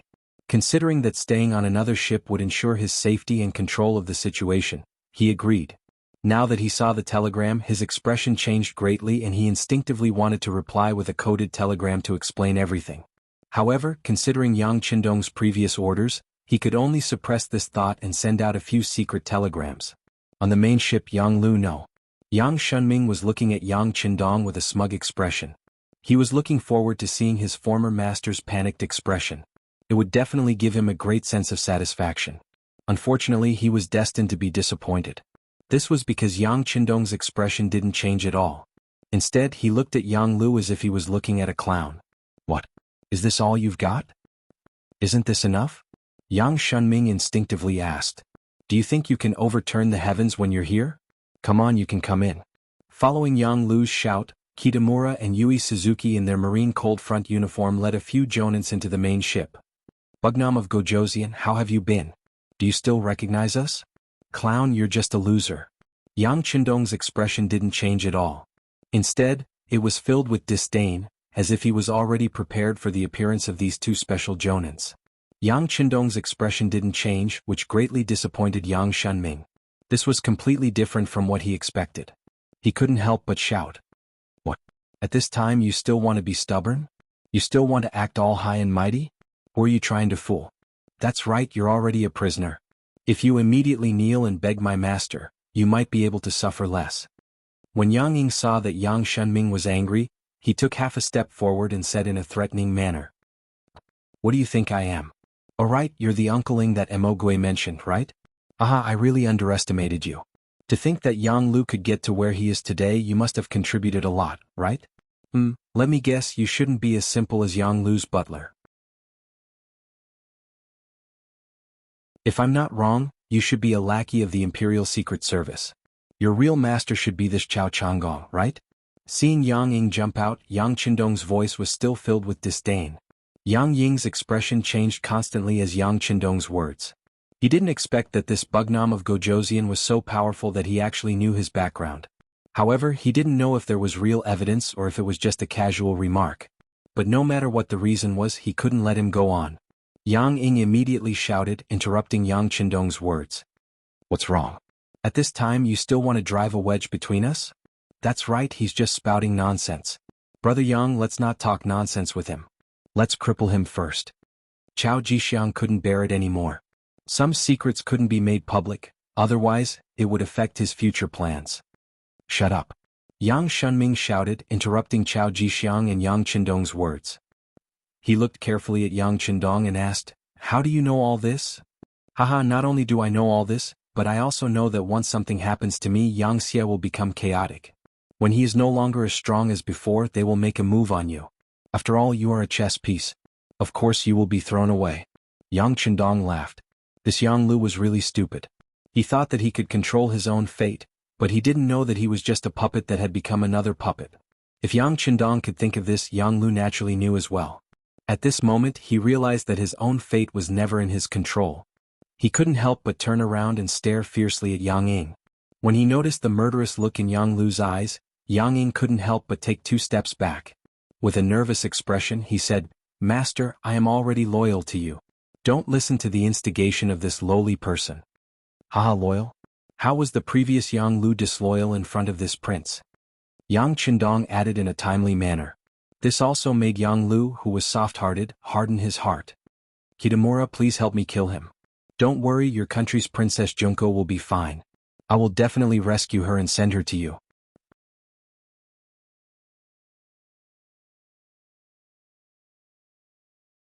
Chapter 1651. Don't. Yang Ying sensed that something was amiss.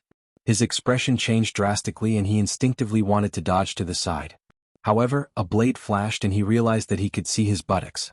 Then Yang Ying, whose head had been chopped off, fell to the ground. He was as dead as a doornail. Not bad, you're ruthless. Looking at Yang Lu's performance, Yang Qindong praised him. After dealing with Yang Ying, Yang Lu turned to look at Chao Jixiang. Chao Jixiang's face was pale. He was clearly frightened. Chao Jixiang, I hope this is an accident. I hope there will be a next time. Yang Lu thought for a while and decided not to act. After all, he couldn't leave the support of the Southern Ming Empire. Naturally, he couldn't just kill Chao Jixiang. Chao Jixiang, whose expression had changed drastically and even wanted to shout for Wenjing to rush in, could not help but let out a long sigh of relief.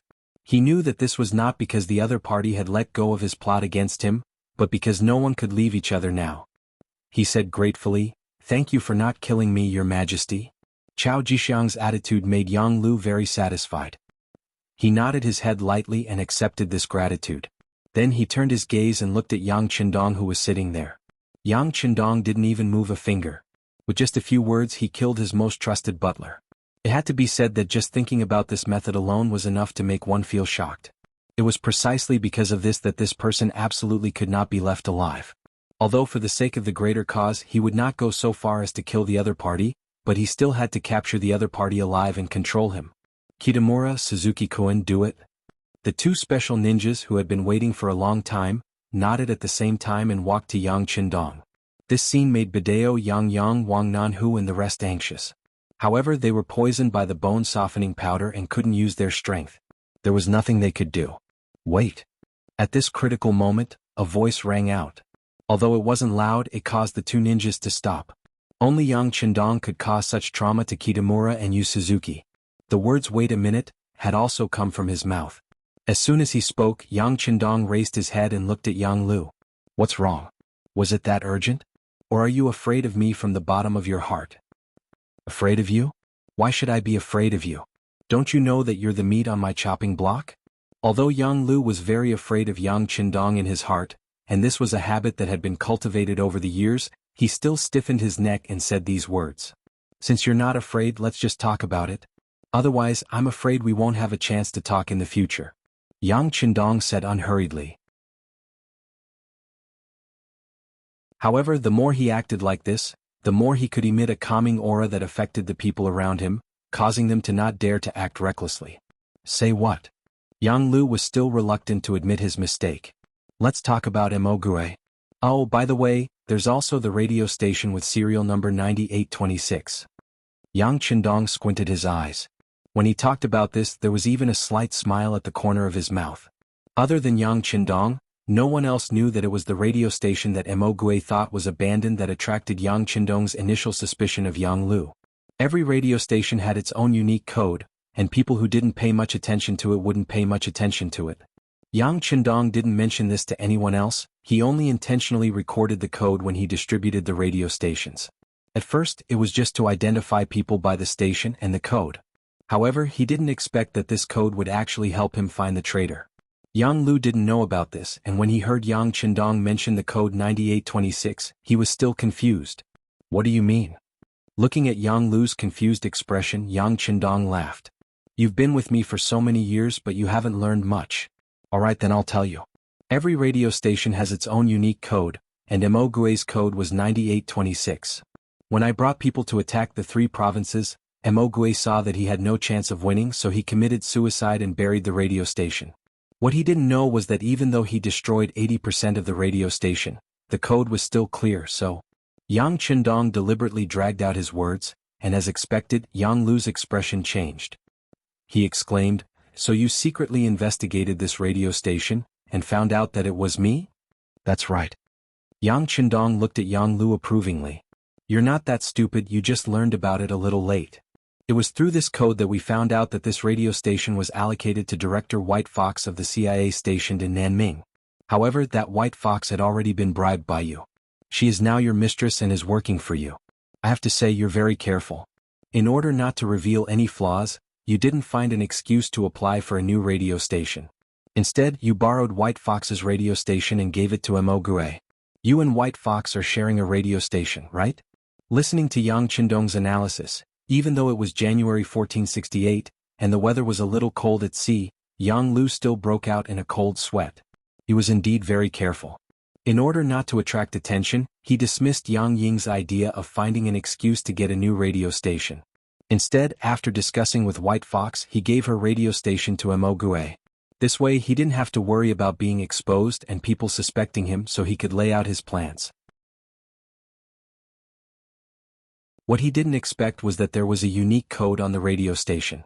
Damn it, why didn't he check it carefully before? He had seen the code before, but he didn't think much of it. In the future, it would be the same on every radio station. However, he didn't know that it was his carelessness that exposed him. If he was exposed at that time, would he have already attracted Yang Qindong's attention? Could it be that the other party had seen everything that he had done? If that was the case, didn't that mean that everything he did was within his expectations? No. That's impossible. Another voice shouted in his mind. If that was the case, how could Yang Qindong get involved? How could he take the risk? He was now Bugnam of Gojoseon. He had more territory and people than the great Ming Dynasty's emperor. How could he jump into a trap knowing that it was a trap? At least, if he had that position, he definitely wouldn't take the risk. In his mind, Yang Lu, whose thoughts were flying, couldn't understand. At this time, Yang Qindong spoke again. After finding out that it was the radio station that White Fox used, they naturally found you. This also explains why White Fox's radio station was no longer in her hands, but she could still receive news from the CIA headquarters. However, this prince didn't touch her because this prince wanted to see what you wanted to do and what you would do next. Thus, you sent ninjas to assassinate Yang Yang, and then came out to play the hero to save people. This gave you a legitimate excuse to enter Kaohsiung City, right? These words struck Yang Lu's head like a bolt of lightning, causing the cold sweat on his neck to continuously flow out. Yang Qindong continued, after returning to Kaohsiung City, you immediately tried to rope in Yang Wu. You didn't even hesitate to give a woman named Cui Xiu to him. You even made Cui Xiu the steward of the 8th Madam's womb. You wanted to divert the trouble and make this prince think that the assassination of 4th brother was ordered by the 8th Madam. This prince was naturally aware of this, but I was curious about what else you wanted to do, so I didn't expose you and continued to watch you act. Speaking of which, you are indeed ruthless. Seeing that Yang Wu didn't fall for your trap and wouldn't be your spy in the palace and harm this prince, you thought of another way. You used this prince's 4th brother to trick this prince into coming to the sea. You contacted Chao Jixiang, which led to this scene. In order to be able to follow me closely and control the situation at all times, you even sent people to poison your Beta Persei's mother-in-law, causing her to be poisoned and hospitalized, so that she wouldn't have the chance to follow this prince out to sea. In this way you became the best candidate, right? Haha. Yang Qindong laughed, but what you didn't expect was that the maid who served Beta Persei's mother-in-law, Alian, was originally recommended by White Fox. Then why didn't you think about it? Since White Fox was the focus of suspicion, how could the person she recommended not be guarded against? So the so-called poisoning incident was fake. The food provided by Alian had long been swapped. It was just to see what else you wanted to do, so this prince didn't expose all of this. After saying this, the smile on Yang Qindong's face disappeared and was replaced by disappointment and anger. What this prince didn't expect was that you actually wanted to replace me and collude with the Southern Ming Emperor to destroy the Yangtze's overall situation. To be honest, I can understand how you treat this prince. Whether it's because you're jealous or disappointed that you attacked this prince, it's also a reaction of human nature. But who would have thought that you would be so despicable and want to harm the entire Yangtze? Do you know how many people died and how much effort we put in to achieve today's situation? Suddenly, Yang Qindong's voice rose several octaves as he shouted, "What's the difference between you and an animal? Do you think you can still be forgiven by doing this?" Yang Lu, who had long been deranged by this analysis, fell to the ground with a plop. Then he said with a terrified expression, "No. This is impossible, you can't know everything, this is impossible."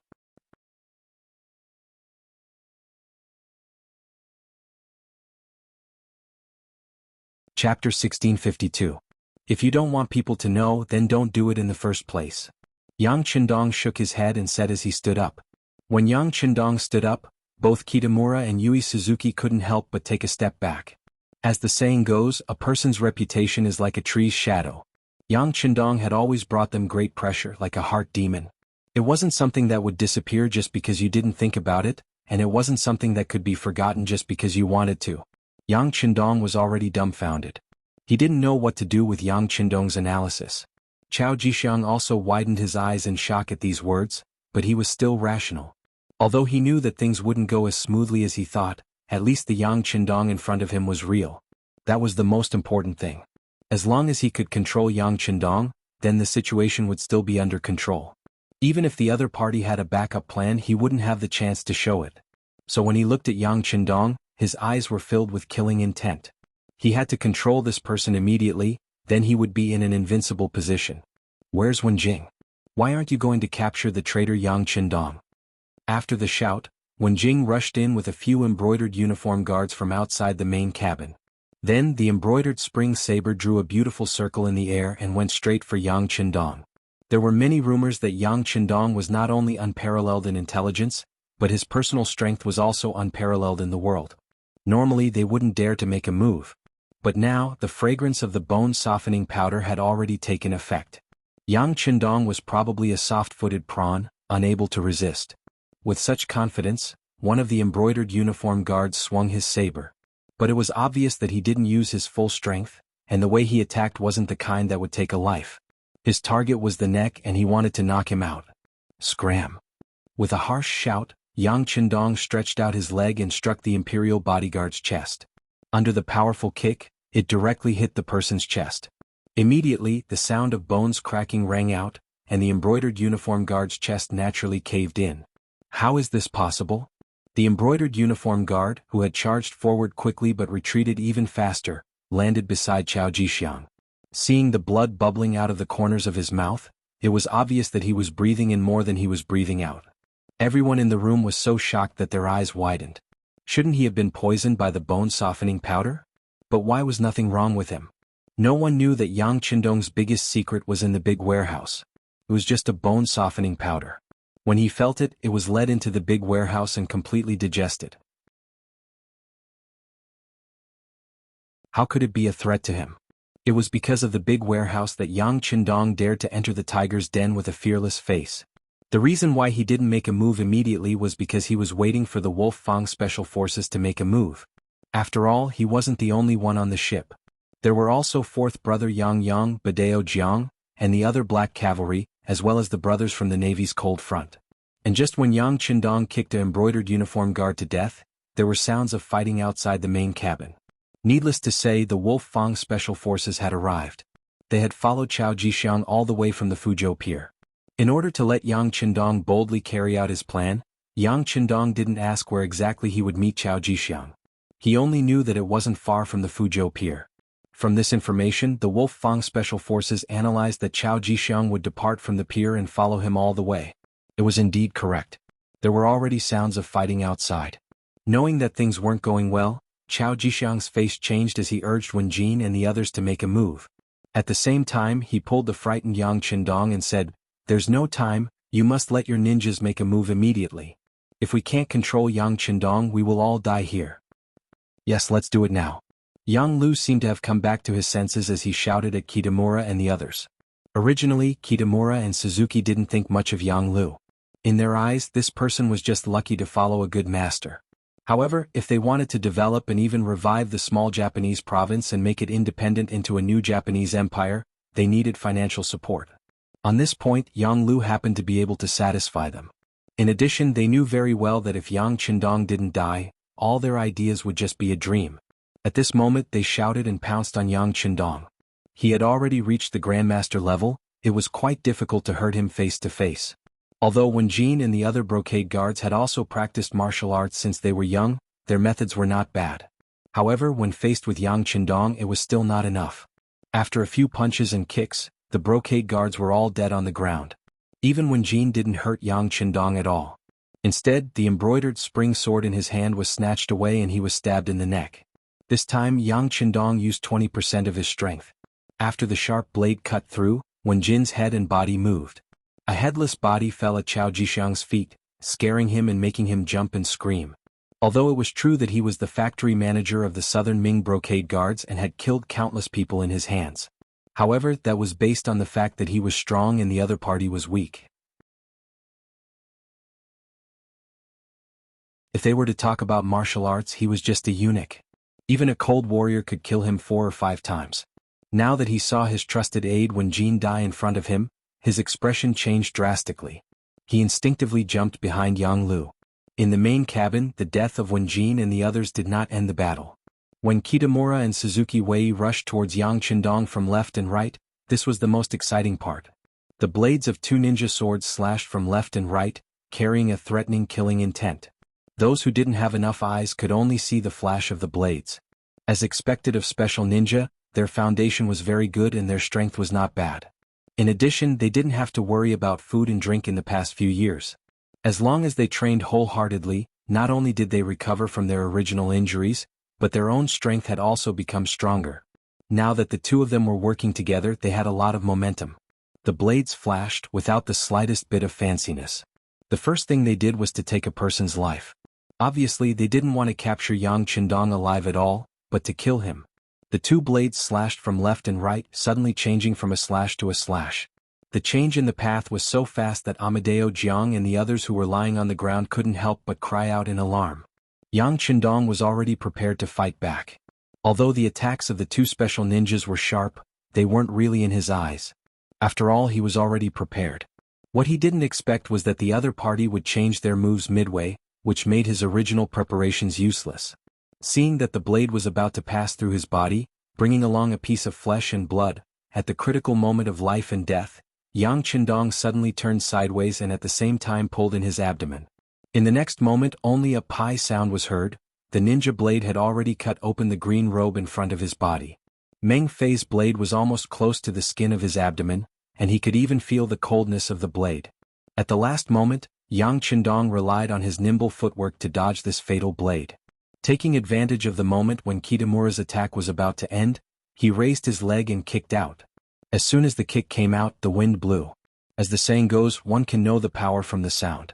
Just from the momentum of this kick, one could tell how powerful it was.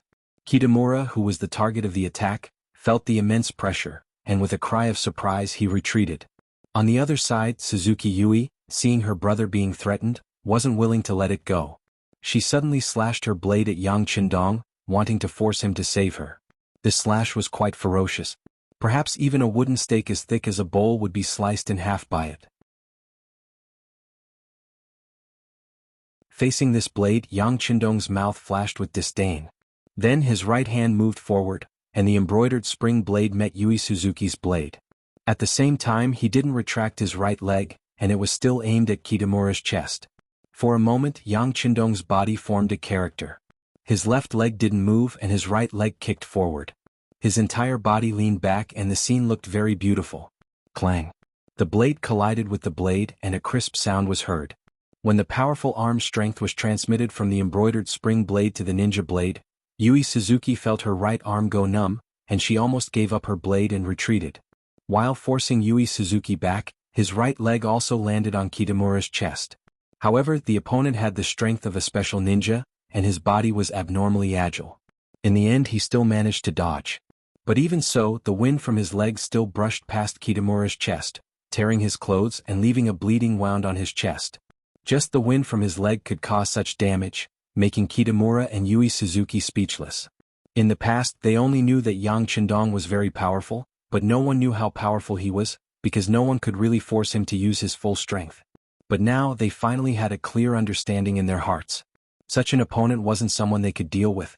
Because they were on a ship, there was nowhere to retreat. Ninjas were indeed powerful, and they could rely on many things and the surrounding environment to hide themselves and achieve a one-hit kill. But this didn't mean that they weren't afraid of water. In this vast sea, once they entered the water without any protection, who knows how long they could last. There was no way out. Although Yang Qindong was very powerful, Kitamura and Yui Suzuki still had to make a move, and continue to attack Yang Qindong from left and right. But this time they were clearly at a disadvantage. Just now, Yang Qindong just wanted to see how strong these two were, so he didn't give them any pressure. Since he saw through these two's methods, how could he give them a chance to perform? Yang Qindong moved. No one saw exactly how he did it. They only saw a figure flash to the side of the north village. Then a sound of "Lala" entered their ears and the figure disappeared.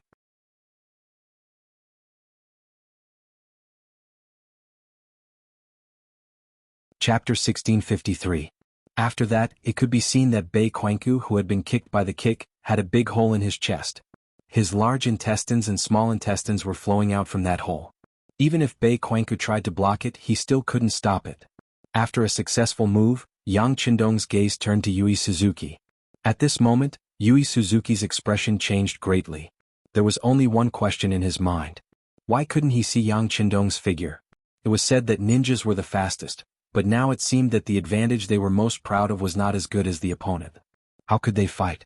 Just when Yui Suzuki's mind was in a mess, he suddenly felt a pain in his neck, followed by blood splattering everywhere. The ninja sword in his hand fell to the ground, and he instinctively raised his hands to block the wound on his neck. However, he couldn't do it and could only let the blood flow out. In the end, he fell to the ground with a plop and soon died. At this time, the people of Japan were not like the people of the future, who worshipped Amaterasu and were afraid of being beheaded. However, the scene of blood splattering everywhere still brought a strong sense of shock to the onlookers. It made their minds scattered and there was only fear in their eyes. The two special ninjas fell at the feet of Yang Qindong in just 2 rounds. Whether it was Yang Lu or Chao Jixiang, they realized that they were wrong at this moment. They were very wrong because they didn't know how strong their opponent was. If they wanted to trample him under their feet, they would only be humiliating themselves. After Yang Qindong killed Bei Siyuan, Wen Jing and the others, he saw that there was no one in the main cabin who could threaten him. He walked to the dead Yang Ying and searched his body. He found the antidote in the porcelain bottle and threw it to Ba Daojiang, who was lying on the ground. When he stood up, the sound of gunfire could be heard from outside the cabin. Needless to say, it was the Wolf Fang Special Forces who were slaughtering. The ninjas outside were not easy to deal with, especially in the dark. Even the Special Forces would have to pay a price if they wanted to take care of him. However, it was daytime and with firearms in hand, those people were no longer a threat. After Ba Daojiang and the other black cavalry soldiers took the antidote, they immediately felt their strength return. They quickly got up and tied Yang Lu and Chao Jixiang up tightly. Yang Yang stepped forward and punched and kicked Chao Jixiang, causing him to repeatedly beg for mercy. Yang Lu, on the other hand, was very unyielding and did not make a sound. This result was completely out of his expectations. It was originally a flawless plan, but who would have thought that Yang Qindong would have seen through it long ago? He was just waiting for Yang Qindong to use all his trump cards, and then he would be caught in one fell swoop. Thinking that everything was over, and that it would be difficult for him to even die, Yang Lu could no longer see any hope in life. Even if Yang Yang was kicking him, he didn't seem to feel any pain. 6th Young Master, everything outside has been settled. The captain of the Wolf Fang Division, Tai Hu, came out of the main cabin with a murderous aura. When he saw Yang Qindong standing there as if nothing had happened, he couldn't help but let out a sigh of relief. Then he reported the situation outside. Very good. Yang Qindong looked at Tai Hu and smiled. At this moment, the captain of the Wolf Fang Division, Skinny Monkey, suddenly walked over with a frightened expression on his face. 6th Young Master, things are not good. There are many ships north of us. I don't know if they are coming for us. Not at all, not at all. Yang Lu, who looked like he was about to be captured, suddenly came back to life. He actually broke free from the black cavalry and rushed to the window of the main cabin.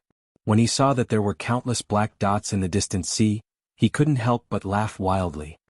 Ah ha ha, got his eyes. Do you see, those are the naval forces of the Japanese Empire. They are coming, they are coming.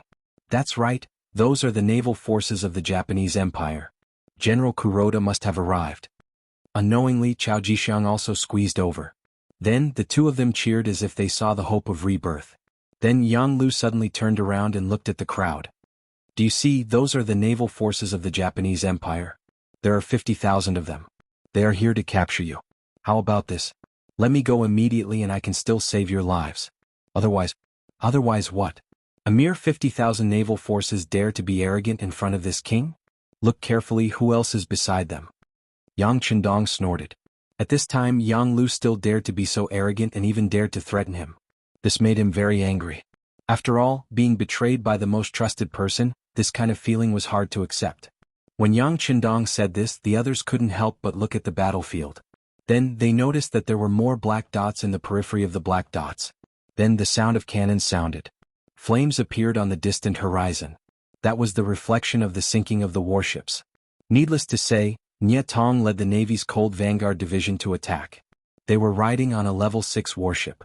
Not only was the warship faster, but it was also equipped with more cannons. It was easy to deal with the 50,000 naval forces that could only fire solid bullets. With a bang, Yang Lu fell to the ground. At this moment he finally understood that all his plans were within Yang Qindong's calculations. This time he completely failed. Chao Jixiang was not any better. He sat on the ground with a thump. His face was also ugly. Right now he was not only worried about his own safety, but also about the negative impact this incident would have on the southern Ming Empire.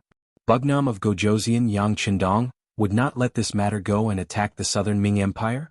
Yang Qindong watched as the Japanese ships sunk one after another. His gaze was calm. To be honest, he didn't know that Kuroda, who had escaped for many years, would appear. He instinctively thought that Yang Lu and Chao Jixiang would have other means, so he made the corresponding preparations. He didn't expect that he would hit the jackpot. This was good, as another problem was solved. Yang Qindong didn't need to worry about the distant naval battle.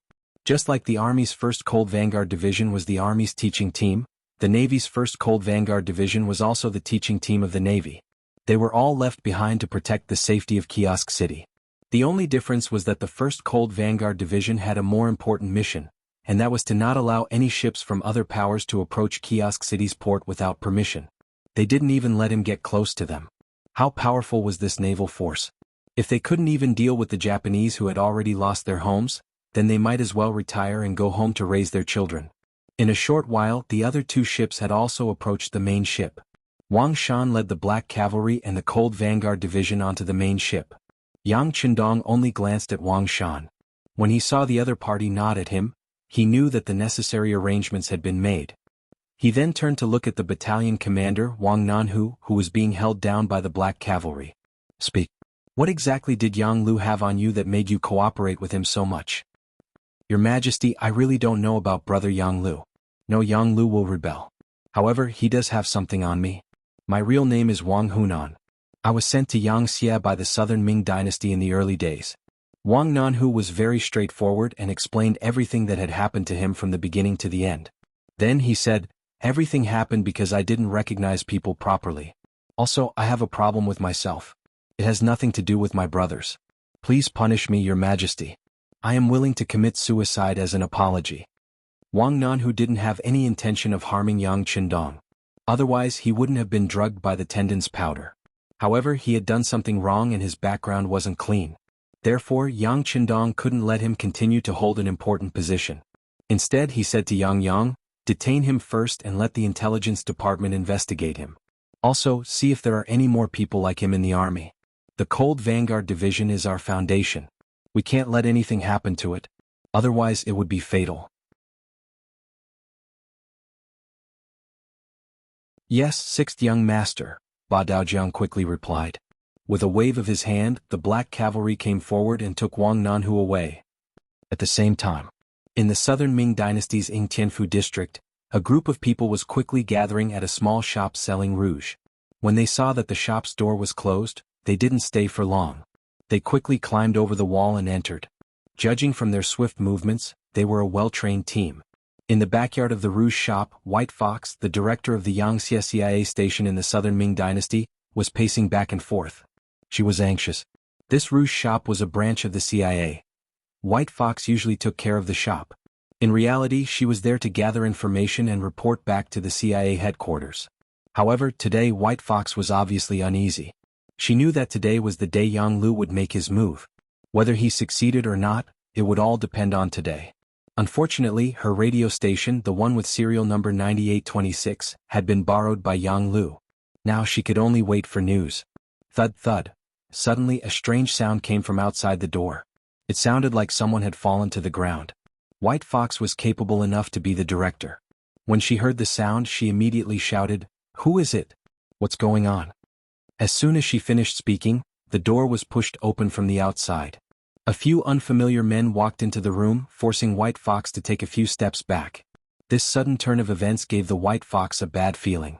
However, she suppressed the panic in her heart and asked loudly, "Who are you people? This is the Yingqianfu district. Aren't you afraid that the authorities will send people to arrest you for trespassing? All right, Director White Fox. You don't have to pretend anymore. You've committed a crime. Come with us now. A figure walked out. White Fox couldn't help but take a few steps back. Naturally, she recognized that the person who spoke was someone she had met before. Although she did not know his name due to confidentiality regulations, this person had always been by Chief Yang San's side. Now that he was here, it was clear that he was here.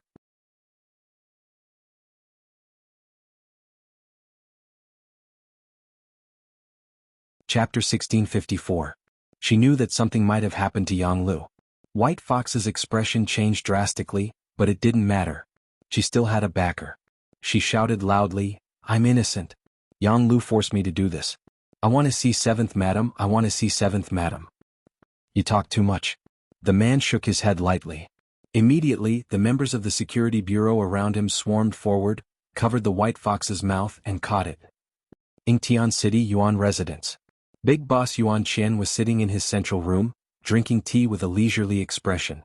He had already received news that his master, Yang Lu, would soon be in power.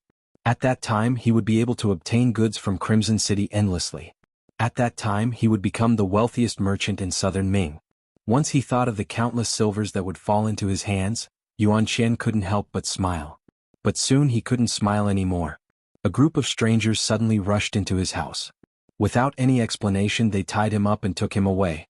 After that, when his family reacted and went to report it to the authorities, where was he to be found? Crimson City, in a courtyard in a bustling area. At this moment, a woman with a good figure was boiling a medicinal soup. Beside her, a younger girl was helping to add fuel to the fire. Dang dang dang. Someone knocked on the door.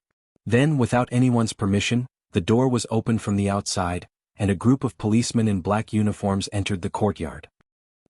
"What are you doing?" The woman turned around and saw the scene behind her. She couldn't help but frown, displeasure appearing on her face.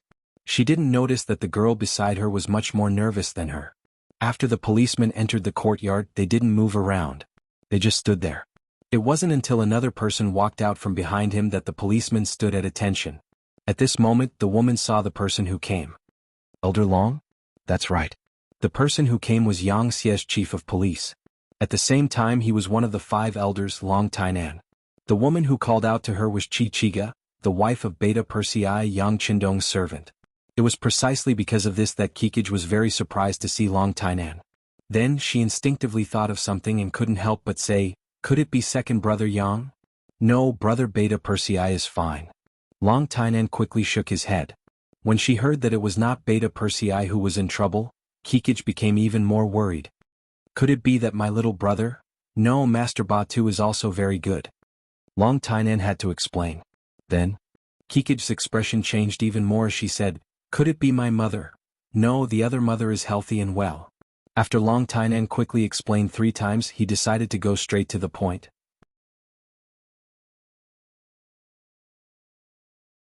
He pointed at the maid behind Kikij, Alien, and said, "Madame Beta Persei, we are here for her.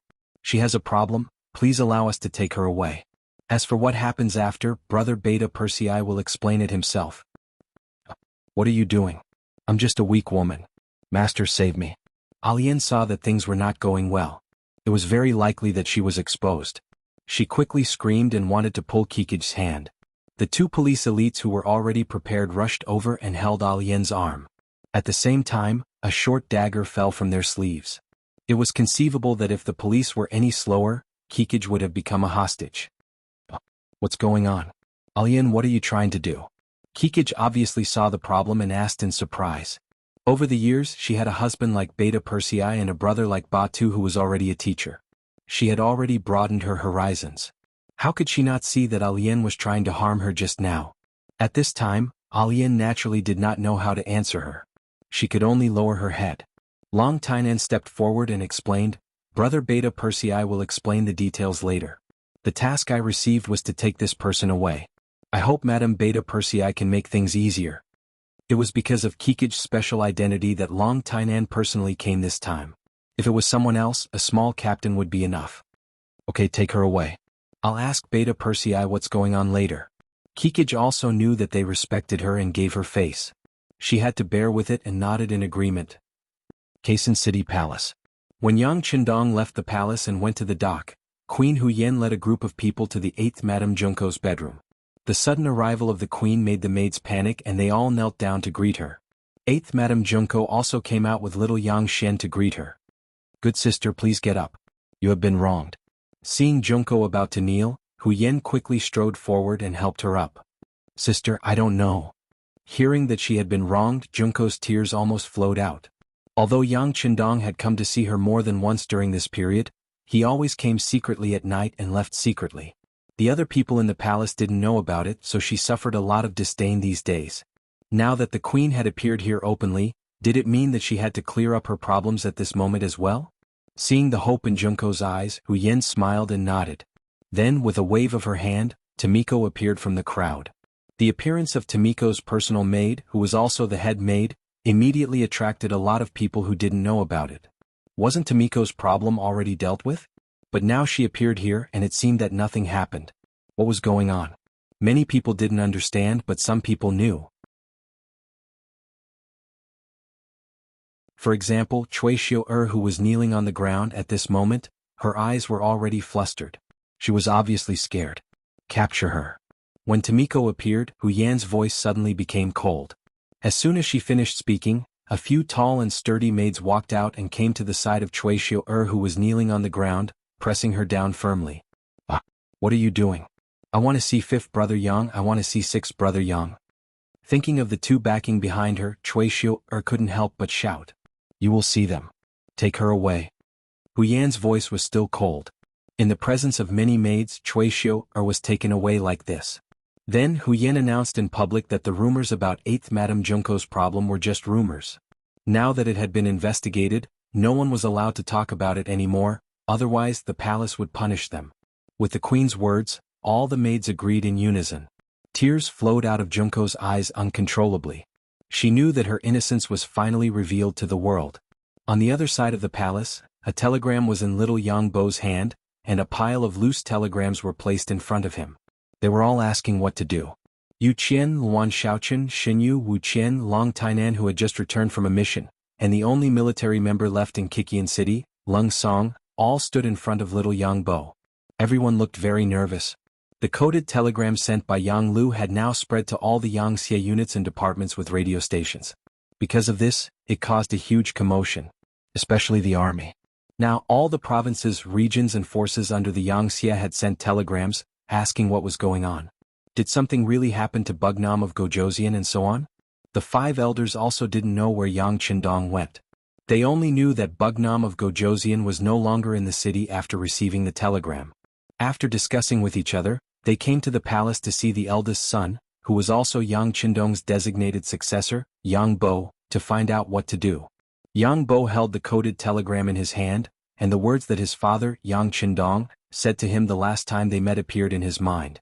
If you think it's right, just do it. Thinking about Yang Qindong's words, Yang Bo suddenly seemed to have gained confidence. His eyes suddenly opened wide and he asked, how's the situation in Kikian City now? Answering the prince's question, everything is fine. With us here there won't be any problems. But as time goes by, the one who answered him was the most senior, Yu Qian. It was obvious that they could use their prestige to suppress the situation for a short period of time, but if something really happened to Yang Qindong, then it would be hard to say. What about the army? This time Yang Bo looked at the only member at home, Lung Song.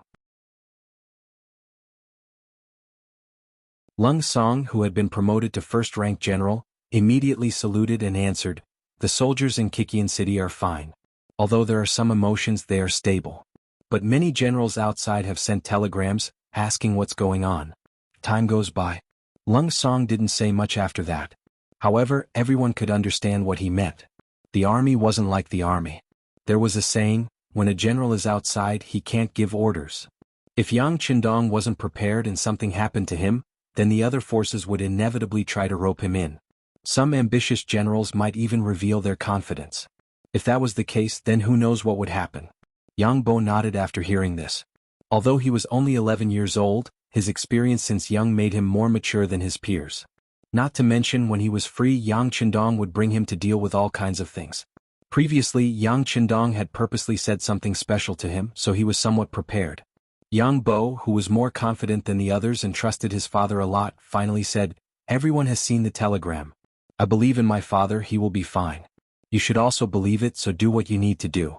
At the same time, we also need to pay special attention to the reactions of the people below, especially those generals who hold great power. Immediately have the intelligence departments in various places take action and keep an eye on their every move. Also, my father will be fine. We must believe that even if something happens to my father, I will still be here. Don't worry about anything, understand?"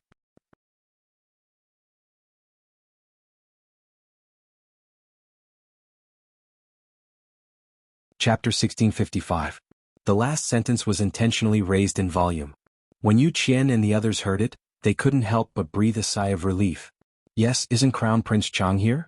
Yang Qindong had already appointed an heir when he was still alive, so Yang Xie had someone to inherit her position.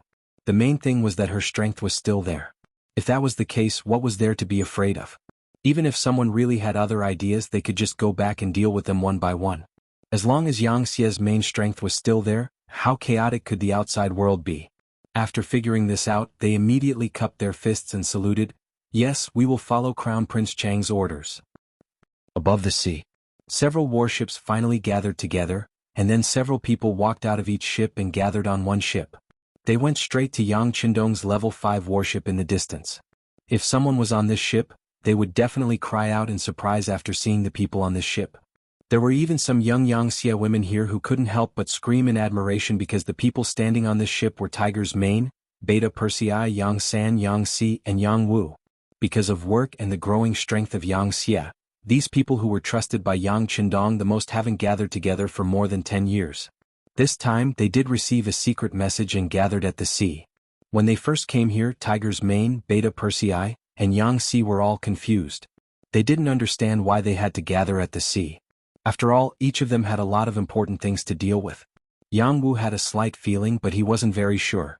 The one who knew what was going on the most was Yang San, the director of the security bureau, so everyone's eyes fell on him, trying to figure it out. If it was before, Yang San wouldn't talk nonsense, nor would he dare to. But now he knew that the truth should be out, and he could also reveal the mystery to his closest brothers. "Brothers, this is what happened." As Yang San recounted what had happened to Yang Lu, all the furnishings in the main cabin were smashed clean in a short period of time. The old men were furious. They had all started when the young master was still a nobody, and had followed him step by step until today. Now they could have whatever they wanted. In the entire Yangxia, they also had a high status that no one else could compare to. Even though none of them, including Tiger's Man, had entered the cabinet, in reality, their power was not below any of the cabinet elders. To put it in a slightly exaggerated manner, once they expressed their views on a certain matter, even the cabinet elders would think about it carefully. Who gave him such a result? Who was the one who gave him such influence? There was no need to say more. Everyone was well aware of it. As long as they continued to work hard, one could imagine what kind of glory they would have in the future. Even their descendants would benefit endlessly. They were the young master's servants, the most trusted kind. Logically speaking, anyone could betray him, but they would never do so. This was not only their opinion but also the opinion of many Yangxia people. But now, not only did Yang Lu betray the young master, but he also wanted to choose and replace him? This result was unacceptable to the brothers.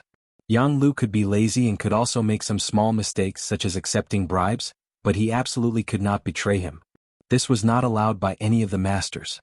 In a short period of time, everyone smashed things and scolded people. Then they quieted down a lot. The first to speak was Tiger's Mane, who had always been the eldest. "It's my fault. We've been too good to Yang Lu. The last time he made a mistake in the first city, I even pleaded for mercy on his behalf. As a result, he became bold and unscrupulous."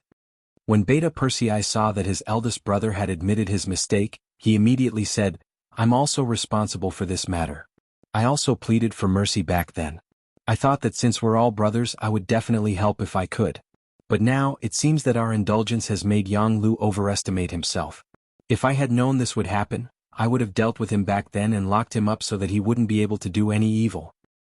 Let me remind you that it's not a matter of locking him up now. The matter is far more important than this.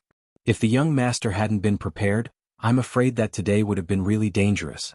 Even the entire Yang Xie would have been implicated. Yang San could only remind his two brothers when he saw that they were still avoiding the important matters and dwelling on the trivial matters. They still had a glimmer of hope to save Yang Lu. As brothers, why would Yang San want to deal with Yang Lu? This matter was really too big, especially after the coded telegram was sent. Everyone in Yang Xie knew that he was going to replace the young master and become the Bugnam of Gojoseon. How could they not give everyone an explanation for this matter? As soon as Yang San spoke, all the brothers immediately shut their mouths and fell into deep thought. Seeing that everyone still wanted to be good old men at this time and wanted to help Yang Lu, Yang San couldn't help but laugh and say, "Brothers, I know what you're thinking and I can understand how you feel, but there are still some things that I have to say. Now that the matter has become so big, it's not something that we can handle behind closed doors. The young master has to give everyone an explanation for this matter. In other words, Yang Lu must die. This is beyond doubt and cannot be changed. Anyone who wants to plead for him will only end up losing the young master's trust forever. What's the matter? Someone wants to rebel and you want to plead for him. Doesn't that mean that you also have the same thoughts?" When Tiger's Mane and the others heard these questions, they were all shocked. Especially Tiger's Mane. He had followed Yang Qindong since he was young.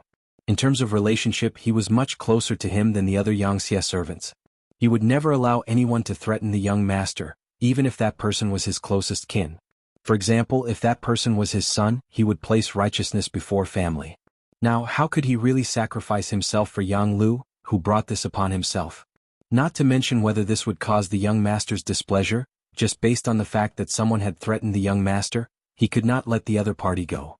After thinking it through, he said, "Thank you for your reminder, Brother Yang San. As your big brother, I'm here to say that no matter how the young master wants to deal with Yang Lu, I'll support him with both hands. This doesn't mean that I don't have feelings for everyone. It's just that Yang Lu's actions are too much. If you have any opinions about me because of this, then as your big brother I can't say anything. But even if you have opinions, I will stand firmly on the young master's side." As soon as Tiger's Mane finished speaking, Beta Persei was unhappy. As the servant who had followed Yang Qindong the longest over the years, Beta Persei's feelings for Yang Qindong were as deep as Tiger's Mane's. How could he plead for leniency because of Yang Lu's suicidal behavior? Not to mention that the other party had poisoned his mother-in-law in order to achieve his goal.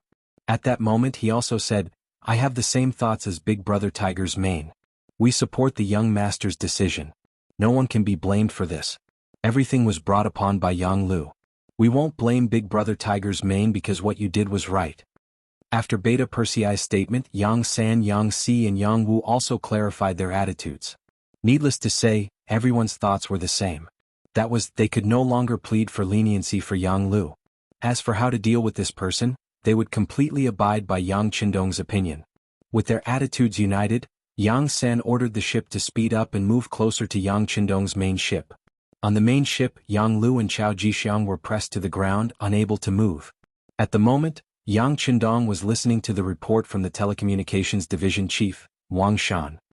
"Young master, as soon as the coded telegram was sent out, we received a lot of inquiries, but you didn't reply to any of them. Do you think there will be any problems?" Wang Shan asked nervously. He could understand the young master's thoughts. He could use this matter to test some people, but what if he overdid it? If there was a problem with Yang Xie's situation, the gains would not make up for the losses. "What? Do you have doubts about the young master's judgment of people?" Yang Qindong said with a smile. But as soon as he finished speaking, he felt something. He glanced at Yang Lu, who was kneeling on the ground, and shut his mouth. Wasn't this a ready-made example of an error in judgment right in front of him? Speaking of which, using Yang Lu was different from using other generals and provincial governors. Yang Lu was a servant of the Yang family. He was used because of his good performance in the past. But since he made a mistake, he was also sidelined and placed in the southern Ming dynasty to organize intelligence. It seemed that the task was heavy, but in fact, Yang Qindong had no intention of sending troops to the southern Ming dynasty. In addition, there was not only the security bureau in the southern Ming dynasty, but also the existence of the CIA. Yang Lu's power had been greatly weakened. After discovering Yang Lu's conspiracy, if it were not for the fact that he wanted to wipe out all of Yang Lu's forces, he would not have taken this risk. Therefore, Yang Qindong no longer had any trust in Yang Lu. If it were not for the fact that he wanted to take this opportunity to find out those who opposed him, He would have dealt with them long ago. This could not prove that Yang Lu had misjudged him. After all, if it were other people, they would have died because of the mistakes they made in the beginning city. How would they have the chance to do this? So seriously speaking, Yang Qindong's judgment was still good. For example, the provincial governors and generals he appointed in the provinces were all killed in blood and fire. They were also given the opportunity to control a region after careful consideration. But for such people, what was their temperament? How was their ability? Yang Qindong couldn't say that he knew everything, but he could be considered to have seen through 80% of it. As for the remaining 20%, there were two major departments, the Security Bureau and the CIA, monitoring their performance at all times. This also made Yang Qindong feel more assured to use them. You're tuning in to the Han Li's Wuxia Chronicles YouTube channel. We're so grateful for your support, and don't forget to subscribe to join us on this incredible journey through captivating stories. Your generosity through donations truly makes a world of difference, as it's the primary source of revenue that allows me to expand and enhance this channel for you. Thank you from the bottom of my heart for being a part of this adventure.